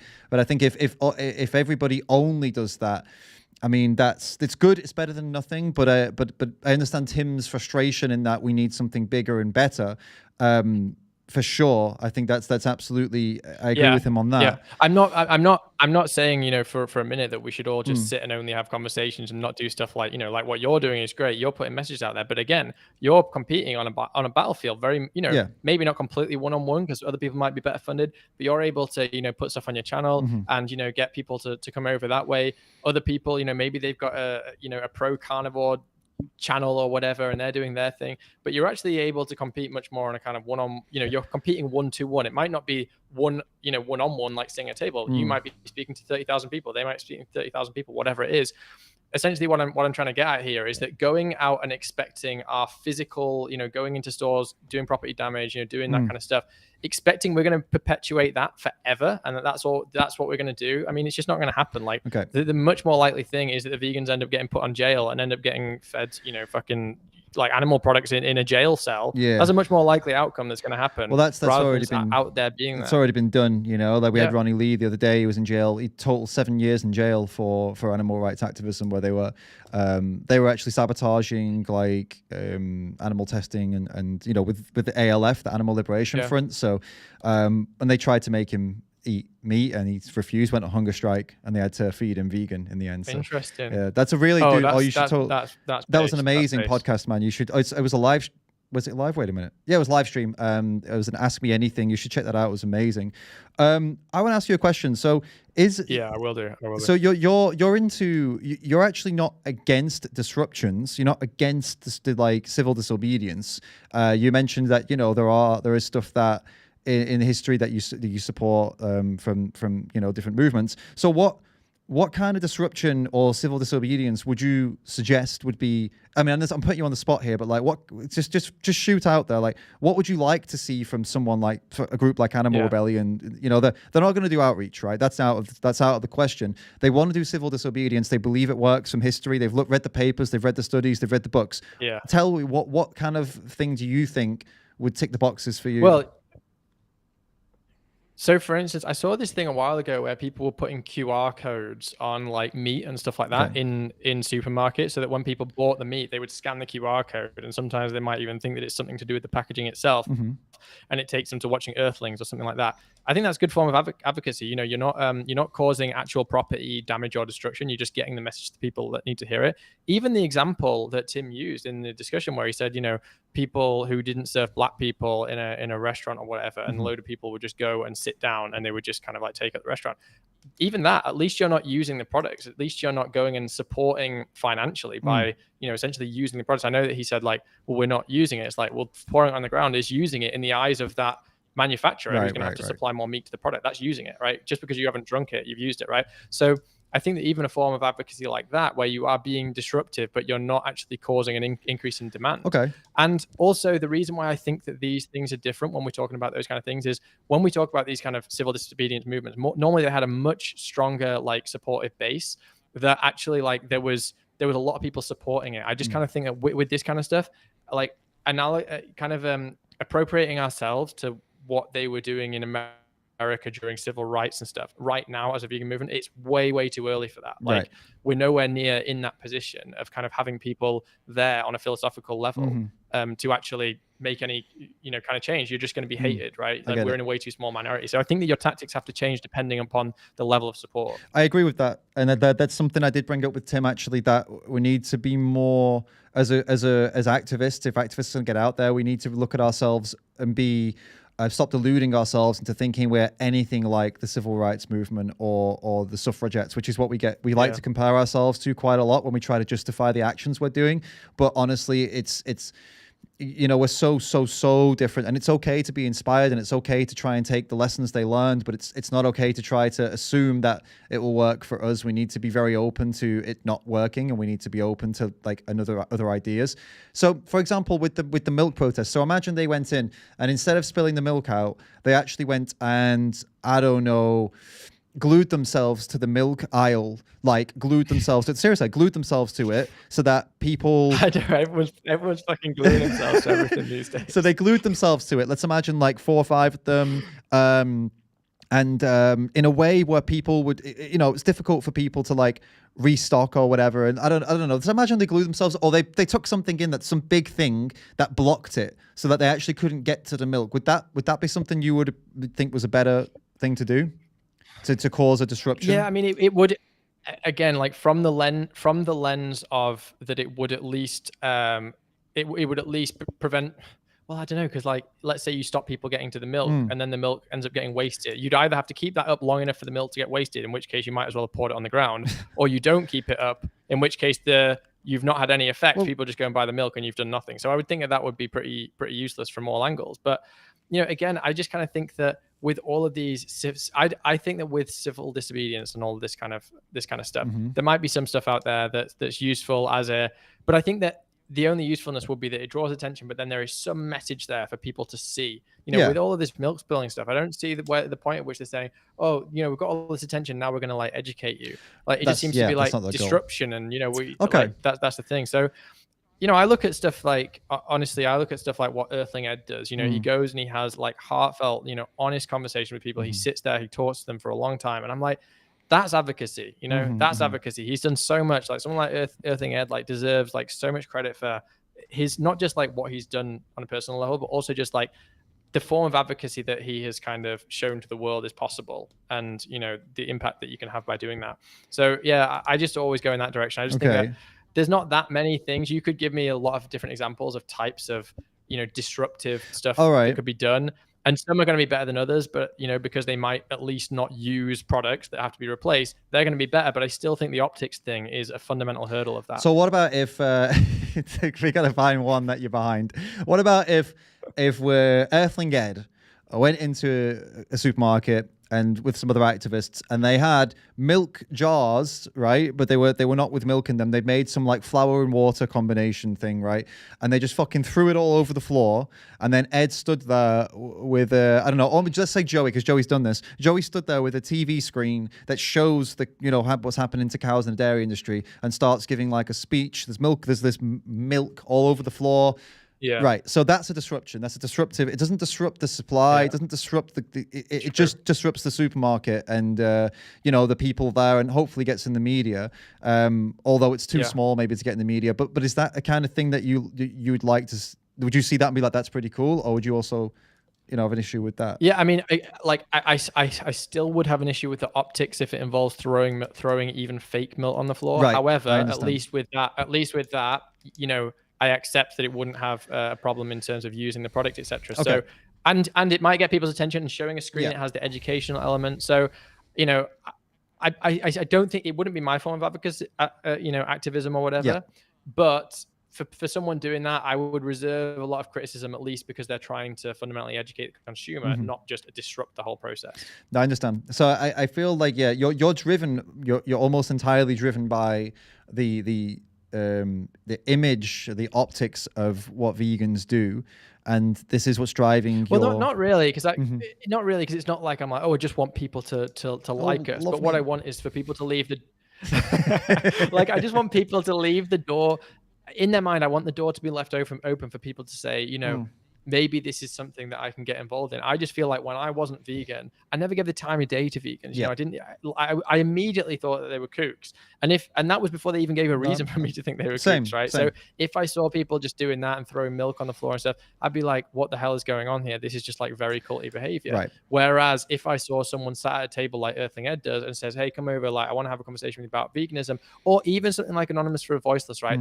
They I really like that. They go around, they've got TVs and stuff. They don't necessarily approach you until you've stopped to look. So the whole idea with Anonymous for the Voiceless is you stop and you look at the screen, like people stop and look at the screen, and then someone comes up and says, hey, have you thought about veganism? Let me talk to you about it. Great form of advocacy. They're not even going and just grabbing people off the street and saying, come and look, Sure. I kind of feel like that in your face, like I'm going to just force you. Maybe there's a place for that, but I just think that personally for me, I think the best thing is to just try to make sure that, vegans are not perceived badly by the general public is like a really important thing. And I don't think that you need to do these things. I don't think you need to go and have these big scenes places. I still think that it's possible.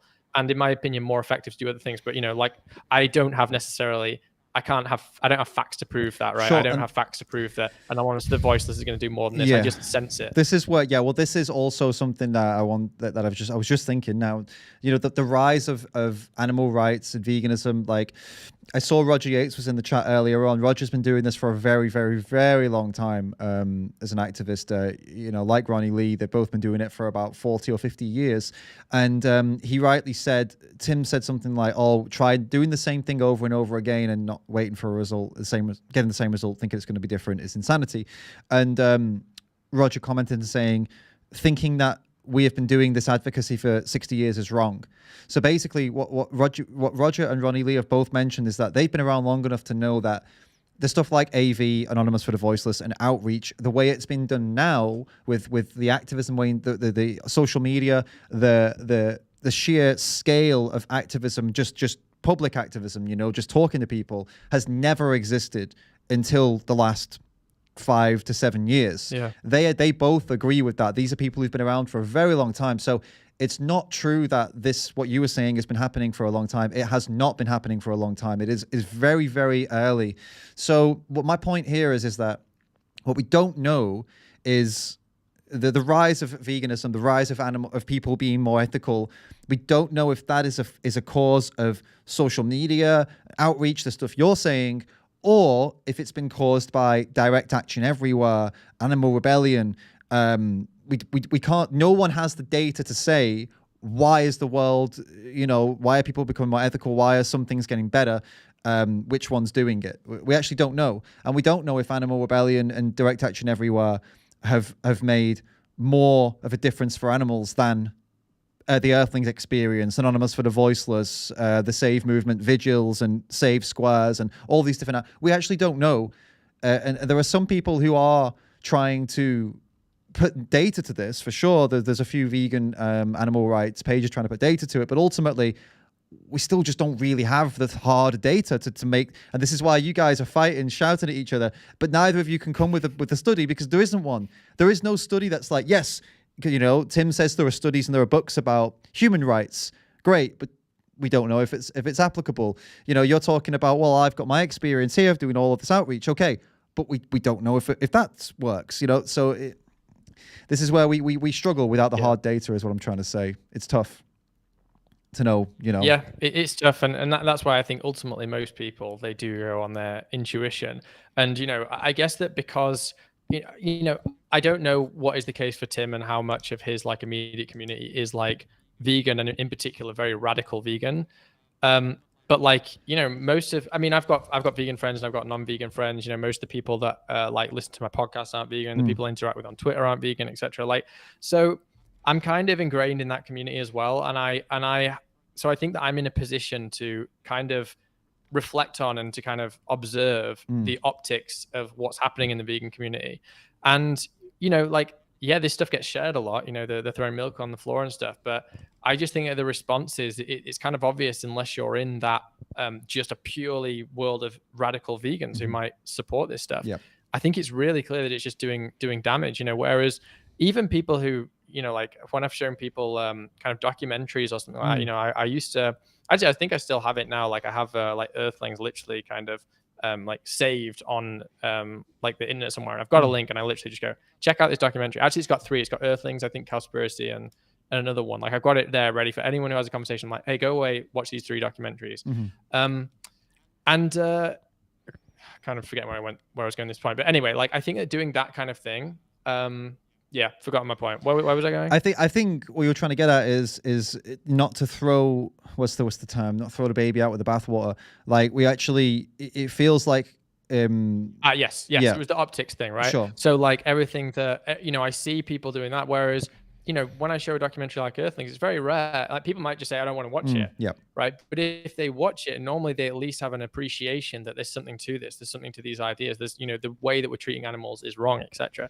So I think that's the understanding we've got to get people to. And I think that's just doing stuff for shock is, counterproductive, because I see the responses from normal people when they see this stuff and they are pissed about it. And it's the same with the climate stuff. It's the same with people gluing themselves to roads and stuff. People are pissed about it. And the more that you do that kind of thing, you push people away from it and you get them to be even more anti whatever that thing is. Right. But again, it's all observational. I don't have data to prove this. It's just purely right. But I just think that my observations on this will be proven to be correct. I think that this thing is gonna go away. Honestly, I think that this milk throwing thing will ultimately go away. I don't know, what you feel about it, but I just think it's a temporary phenomenon. I get that. Well, impression. We'll see. They one of their aims. And what I've by the way, I've worked with Animal Rebellion, by the way. I'm not just speaking out of my arse here. I've been to You throw milk, David. I didn't throw milk, no. But I was they did this huge fucking week of protests in collaboration with Extinction Rebellion, and I went down there.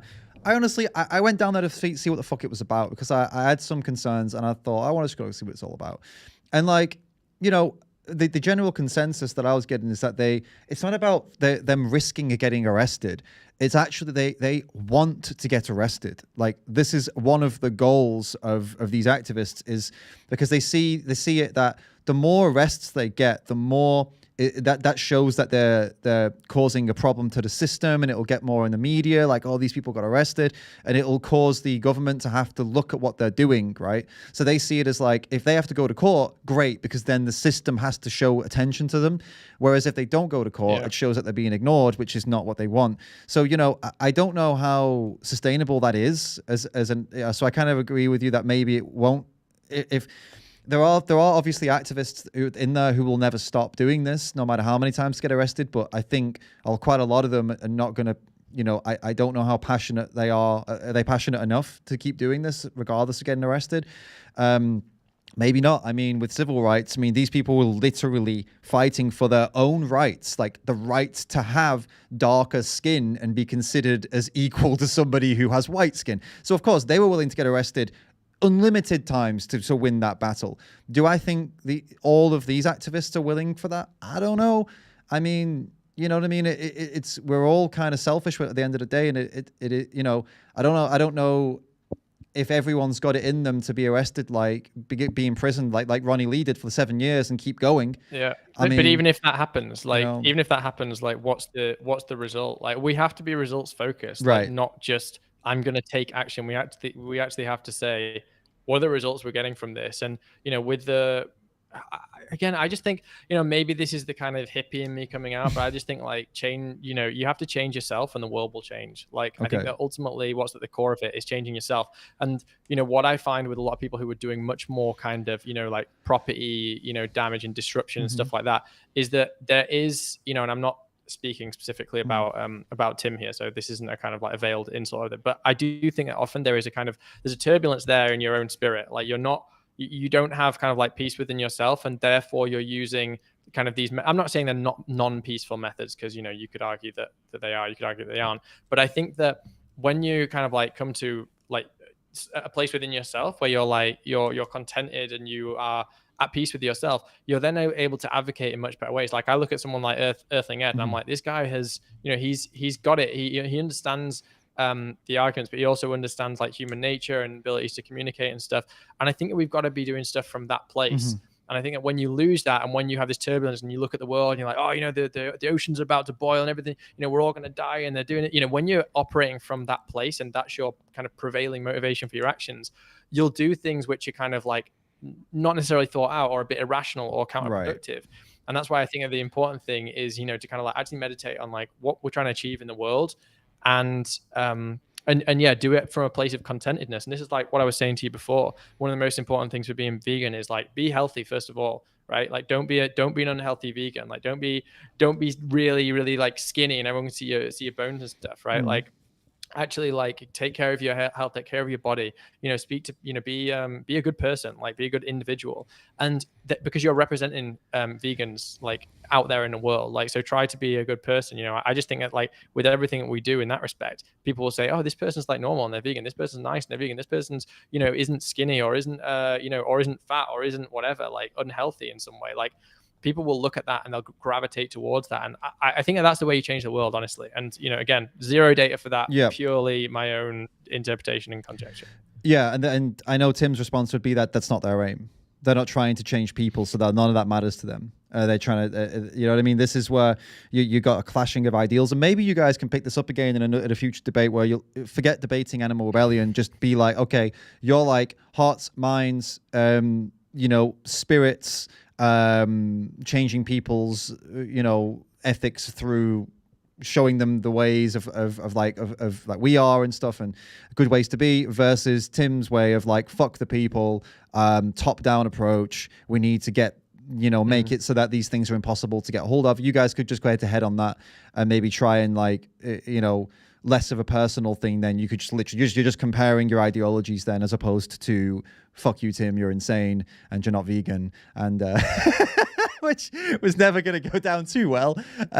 But I think considering your tweets, it was pretty good actually, and I don't think it went down as badly as it could have done. But mate, yeah, I think it was healthy, man. Like, you know, at the end of the day, like I said, you know, you tweet when you're angry, you tweet when you're triggered and stuff like that. But like, ultimately, it is good to have conversations like face to face with people, because normally you find that you've got stuff in common and things like that. But it's just that, you know, we're coming from a different place, and I do think that ultimately like politics comes into this a lot. Like, when you have not even necessarily politics, but just your idea about the world. If you think that you know, the ocean's about to boil, everything's going to die, and you think capitalism's like the enemy of humanity, etc. Like, if you think all of these things, you're going to lead to a lot of different conclusions with your actions. And, you know, I think that we're going to disagree on so many of those things. It's almost like we're talking different languages, to be honest. No, totally.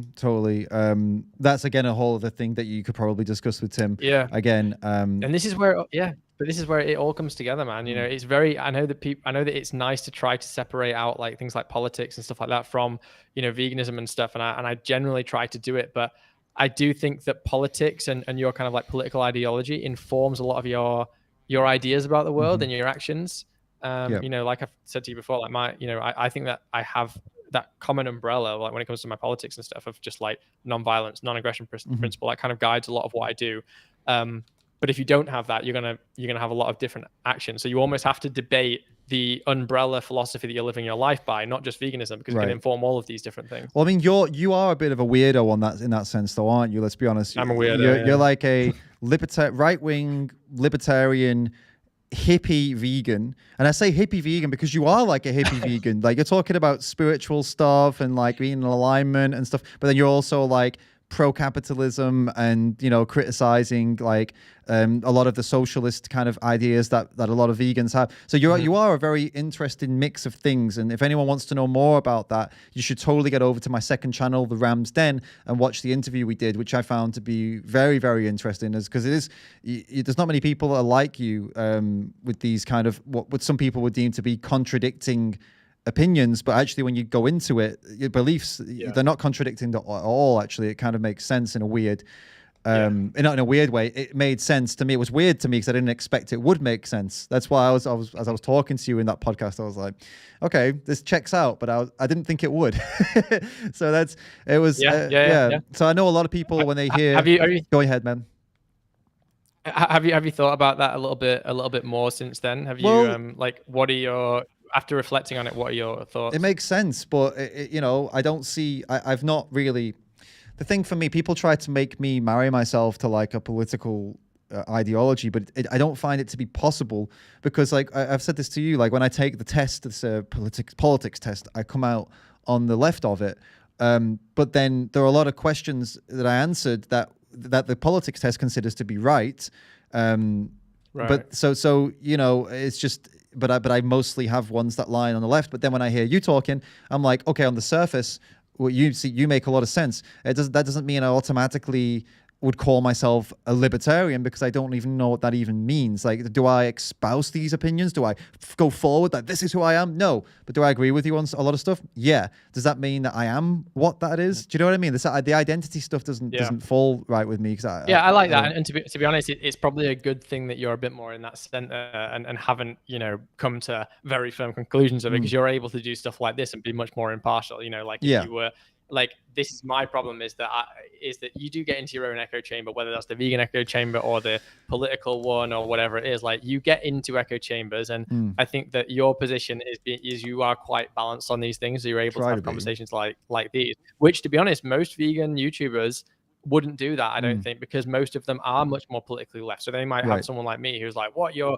know, you don't believe in kind of like welfareism and this, that, and the other. They might just be like, well, we're not going to talk to this person. Like, you know, we banish them. You know, the kind of Gary Francione approach, that just like anyone who doesn't believe in far left ideology isn't invited to the table to talk about veganism. Right. No, there's a lot of that. So it's great that you actually will have these conversations, because, you know, you're probably one of the few, I think, who would actually do that. Yeah, I mean, I know there's a lot of my subscribers and people watching even now probably who like, they find it very uncomfortable to hear the words right-wing vegan. Even, you know, Ronnie Lee was very uncomfortable with it, and you know, and I get why. It's because they think that right-wing means, you know, they think it means all the evil in the world, whereas what it can mean. Well, yeah, they often think. Yeah. Well, yeah, like, sorry. Yeah, I was going to say it can mean that, you know what I mean? It can mean somebody who is like all those evil things, but it could also mean somebody whose opinions fall 51% right versus 49% left. It could mean someone like me who I fall on a spectrum on where I land on the left when I do this test, but I have a lot of opinions when I hear people like you, for example, that I agree with. So some people would you know, I say, oh, I agree with Johnny on this point. They're like, oh, he's a right winger. He's a this, and this. It's like, well, no, I agree with maybe like some points of Johnny's. I don't understand how that automatically then makes somebody all the isms. And this is the problem. They associate any right-wing belief with all of the isms. And that just doesn't make any sense, because, you know, like I said, it's not on the same scale. Right. You know, like the isms aren't on that scale. So when people say, oh, you know, like, you know, you've got people in the past who have like, you know, you had to, for instance, I know it's an obvious one to go to, but people like, the Nazis, that was a National Socialist movement. Oh God, we're getting they into were some racist shit as now. fuck, right? And then you've got like the Stalinism, you've got like the Maoism, like, and I'm not saying it only exists on that side, because you've also got right wing, things that kill people as well and have been racist. We don't even need to go. Look, we don't even like at the end of the day, like we can close. No, but I'm not gonna go into all that. No, all it's okay. I'm saying is that it's on a different scale, because the left thing, you've got evils that have been done on the right. Right wingers have done really evil shit and can be super racist and stuff. Racism doesn't really fall on that scale. There are other things that fall on it, but mainly we're talking about like economics. We're talking about how much you how much you tax, how much you give to people, how much you take from them in taxes and give to various things, how big government is. These things really, that's left, right, but it's nothing to do with racism. And I agree that right wing people hear it and they jump to these things. They jump to stuff like racism. But really, I'm talking about just like economic policy. How much do you believe that? Or really, it's more like individualism versus collectivism, individual rights, property rights, etc., versus the collective as an entity. That's really where I am. So when I say right wing, I don't care about anything like race or sexuality or anything like that. It's just, it doesn't concern me at all. It's purely about individual rights. Yeah, totally. And it's like, animal abusing, or you could call it like anti-animalism. I don't know, whatever. Like people who hate animals and racists. It's not a political belief. There are racists and animal haters who believe in left-wing policies, and there are ones who believe in right-wing policies. You know what I mean? It's like they exist across it regardless. And you could say like there's more of a chance, or there's more of them on one side, which may be the case, but that doesn't automatically mean that everybody on that side has the same belief as those people. If that, and there's, It kind of comes down to, the reason that most people who are vegan are left wing is because they're compassionate people. Right. And generally the association is that if you have higher levels of compassion, you tend to be more left leaning, right? But it's just an association. It doesn't, the philosophy doesn't kind of like lead to that. The philosophy of veganism doesn't say, you're vegan and therefore you should have a left-wing political viewpoint, because there's actually no link there. It's just that the characteristic of compassion is associated with being politically left-leaning, which is why most vegans are left-wing. And that's fine. That's fine for them. I don't have any kind of like, I disagree with their politics and stuff, but I also recognize that I'm probably always going to be in a minority of people who are right-leaning vegans. Well, I mean, what I would say, the vast majority of animal rights and vegan advocacy has been based upon emotions and compassion. Has been telling people like, look at this animal, like look what they go through, feel for them. So it's no wonder that most vegans end up being, are left-leaning, right? Because this is the emotional people. These are the people that are moved by that. And people who are more driven by like logic, well, supposedly anyway, I don't know, it's not always the case, but supposedly people who are driven by facts, logic, the hardcore facts over feelings stuff, tend to, they class themselves as conservative. So yeah, I mean, there is definitely the vegan advocacy now, there is a lot of it that is based on logic, right? Where you see activists out in the world, rather than being like, look at this animal, do something for them, help them. It's actually like, this doesn't need to happen. Why are you doing it? Logically explain it to me. So, eventually there potentially could be more conservatively minded people going vegan, because there is an increase in logical activism versus emotions-based activism, right? So I think that's something we may see. We may not see it. Who knows, right? We have to see how it goes. But, just condemning every single person that considers themselves more towards the conservative or whatever right side simply because they are that, without actually asking them what they believe is mental. Which we went through that. A lot of vegans do that. I don't know why. It's sad. But if anybody wants to get more into this, by the way, there is a full 1 hour podcast where Johnny and I actually get deep into the, political right or whatever, and veganism, and how and why Johnny is on the right of the spectrum and is a vegan as well, and how that worked out, and libertarianism and all this stuff. So we're not going to do it now because it took an hour, it was like a whole fucking podcast, right? But if you want to check that out, it's on the second channel. Go and check it out. Highly recommend you do, especially if you're in the chat right now and you're upset at the idea of a right-wing vegan. You're upset about Johnny being... Are there? I'm sure there's some people. I've not read the chat, but I'm sure there's one or two people at least who are upset. Look, if you're upset about that, or you're getting worked up about that, or whatever... I mean, what better thing to do than to go on and actually listen to what he has to say, and then still see if he's still pissed off. And if you are, well, at least then you can be pissed off and you can wreck Johnny based on what he said, right? You can actually listen to what he said, debunk what he said in the comments. I mean, right? That's better than just being pissed off, isn't it? You can be pissed off and informed and then explain why he's wrong versus being pissed off about what he's saying here, which is just the top surface level stuff. You know what I mean? So definitely get over there and see what you think and let us know in the comments of that video on the Rams Den if you've got a problem with what he believes, because this is what it's all about. It's discussion. There's no use just making statements and just being like, you can't be this, you can be this, Johnny's a bad person because of this. Well, okay, then you got to explain exactly why, and then we can get into it, discuss it. And who knows, Johnny, you're open to having your mind changed, right? If someone has a compelling argument, you'd listen to it, right?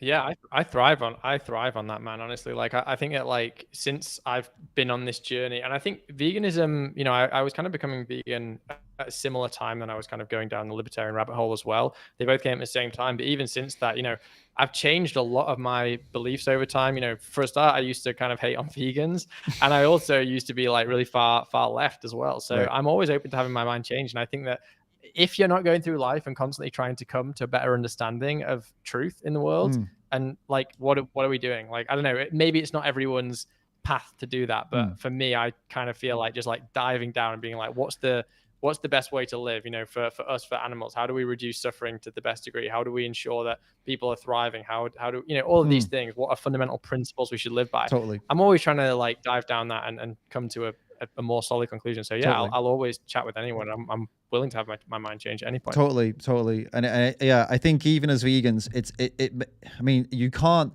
I don't think there is, I mean, we've been through all the arguments. I mean, the thing is when we argue with non-vegans, I mean, you strengthen your own arguments through these discussions. Like, obviously you have to be open-minded enough not to just completely dismiss them as an idiot because they disagree with you. That's really important, to be open-minded enough for that. And I think that mindset really helps, because if you just go into an argument with a non-vegan with the idea of you're wrong, fuck you, you're never going to strengthen your own arguments because you're not going to hear what they have to say. How could you possibly hear what they have to say if all you're thinking is fuck you, fuck you, fuck you? You have to entertain it for a little bit, like entertain what they're saying. Like, okay, all right, let's imagine I agree with you then. Then you go that way. And in the end, you will end up stronger. Your argument will be better than it was before. If it can't stand up to that, that's when you change your mind, right? This is the point where you're supposed to. If if you can't argue with them, or you go away, you research it, and you can't find a counter to them, then, well, you're supposed to change your mind, aren't you? That's kind of the point, right? Of discussion. It's not how it goes usually. That's when cognitive dissonance comes in. When somebody loses an argument, can't come back, has done all the research, has no counter, but they keep believing the same thing anyway because they can't handle that they're wrong. That's why most people don't go vegan, right? It's exactly what they do. Like the vegan wins, they go away, try and prove them wrong, can't prove them wrong. They follow fucking carnivore dickhead YouTuber number 1,200,000, so many of them, and then like, there we go, oh, this guy says all the things I want to hear, so I don't need to go vegan now. This is, it's mental, right? God, there's so many of them 100%, man. Johnny, where can people find you? Oh, Annie's put it in the chat. So you're on Twitter, and then your podcast. What's your podcast? Yeah, so on Twitter it's JonnyHodl, JonnyHodl. The podcast is Staying Free Podcast, the Staying Free Podcast. So it's on all the major podcast channels. You can search it anywhere, or you can also visit the Twitter page for that. That's Staying Free Pod, at Staying Free Pod. And on that Twitter page as well, if you go to the media tab, I always put snippets up of the episodes that are, that have either released or are upcoming or whatever. So you can kind of get a flavor for the different conversations, and they're all kind of like titled and stuff. So maybe there's something in there that are gonna, that will appeal to people. So yeah, be great to have more people as listeners who are vegans as well. Awesome. And if you guys want to check out who Tim is, he's Aggravated Activist on Instagram. That's his Instagram. And also it's just animalrebellion.com, I think, if you want to check out Animal Rebellion in general. And they're Animal Rebellion on Instagram. They're on Facebook as well. So, go and check out those. Someone's asking, do you have an email? What's your email? Do you have a public email address that you're happy for people to? Yeah, they can send the, well, if they send me a message, if they send me a DM on Twitter. They don't use Twitter. I will check. That's it. Some people don't use Twitter. Yeah. Let me just, if they want to just put a message, can they put a message on your channel? Okay. And then I can get in touch with them, or we'll figure out a way if they put a message on channel. I don't really want to give the email just here on the channel, but if they put a message on there, I'll contact them. Do you have like a podcast email address account. or something like that? Like something that where you click I do. email? Yeah, I do. I just don't really want to share the email here. Put a message to you. Does that but it's public if they just go to the podcast channel. No. What do you mean? What do you mean? It's like public? No, it's not. It's not public. So you have no email publicly at all. The email. I don't have it. No, that email is not public. You don't have one. That's why I was trying to understand if you have one that's already public. Okay, if you don't have one that's already public, that's fine. Yeah. Okay, no worries. You can also contact me on Telegram, JonnyHodl on Telegram. There's a bunch of other ways. I just don't want to share the podcast email. Is the only one I don't want to share. All right. So if you want to send me if you want to contact Johnny, then email me. And then I'll message Johnny. If you don't have Twitter, there you go. And then we'll do it that way. Or just get it. Do that. Lawrence, it's the guy in the chat. Lawrence is a friend. Lawrence, just open Twitter, mate. Just get a fucking Twitter. What are you, man? It's not like 1960 or some shit. I'll send you a message. If you know him, send David a message. I'll give David the email. Yeah, you can get it off David. What are you do? It's like you can get doxed all day. And Lawrence is living in the fucking the 60s, 70s, man. Email. What is that? It's ancient, bro. Just message him DM him on Twitter or whatever, dude. My God. All right.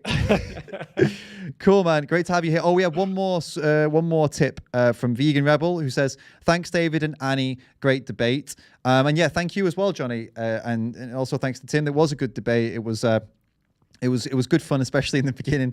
I'm glad you guys did that in the start. We promised UFC and we got it at the start, but I'm glad it calmed down a little bit and we got to the bottom of some stuff. Maybe we'll have round two. I'd like that. For sure, David. Just one quick thing before we finish this. Yeah, that person who wants the email, I've got the podcast is on YouTube. It's not actually caught up yet, but they can find it on YouTube as well. Okay. Just search the Staying Free podcast on YouTube. They can leave a comment to me there. Okay, and then I'll chat to them. Great. But yeah, sorry to. No, it's all right. Sounds good. Sounds good. We'll set up round two. I think round two's topic will be individual versus systemic activism. So you'll be coming from the individual change. He'll be coming from systemic change. And then I think that would be a good discussion to have rather than just focusing on animal rebellion and focus on the milk spilling specifically. We could talk about actually that. I think we touched on that here, but I think the whole discussion on that would be more useful. So yeah, we'll talk about that. Everybody, if you'd like that, let us know in the comments of this video if you would like to see that, or if you've got another topic you'd want to see these guys go at, because they definitely have some unfinished business. So we're gonna have to do a follow-up, right? Oh God, I can already see the next thumbnail now.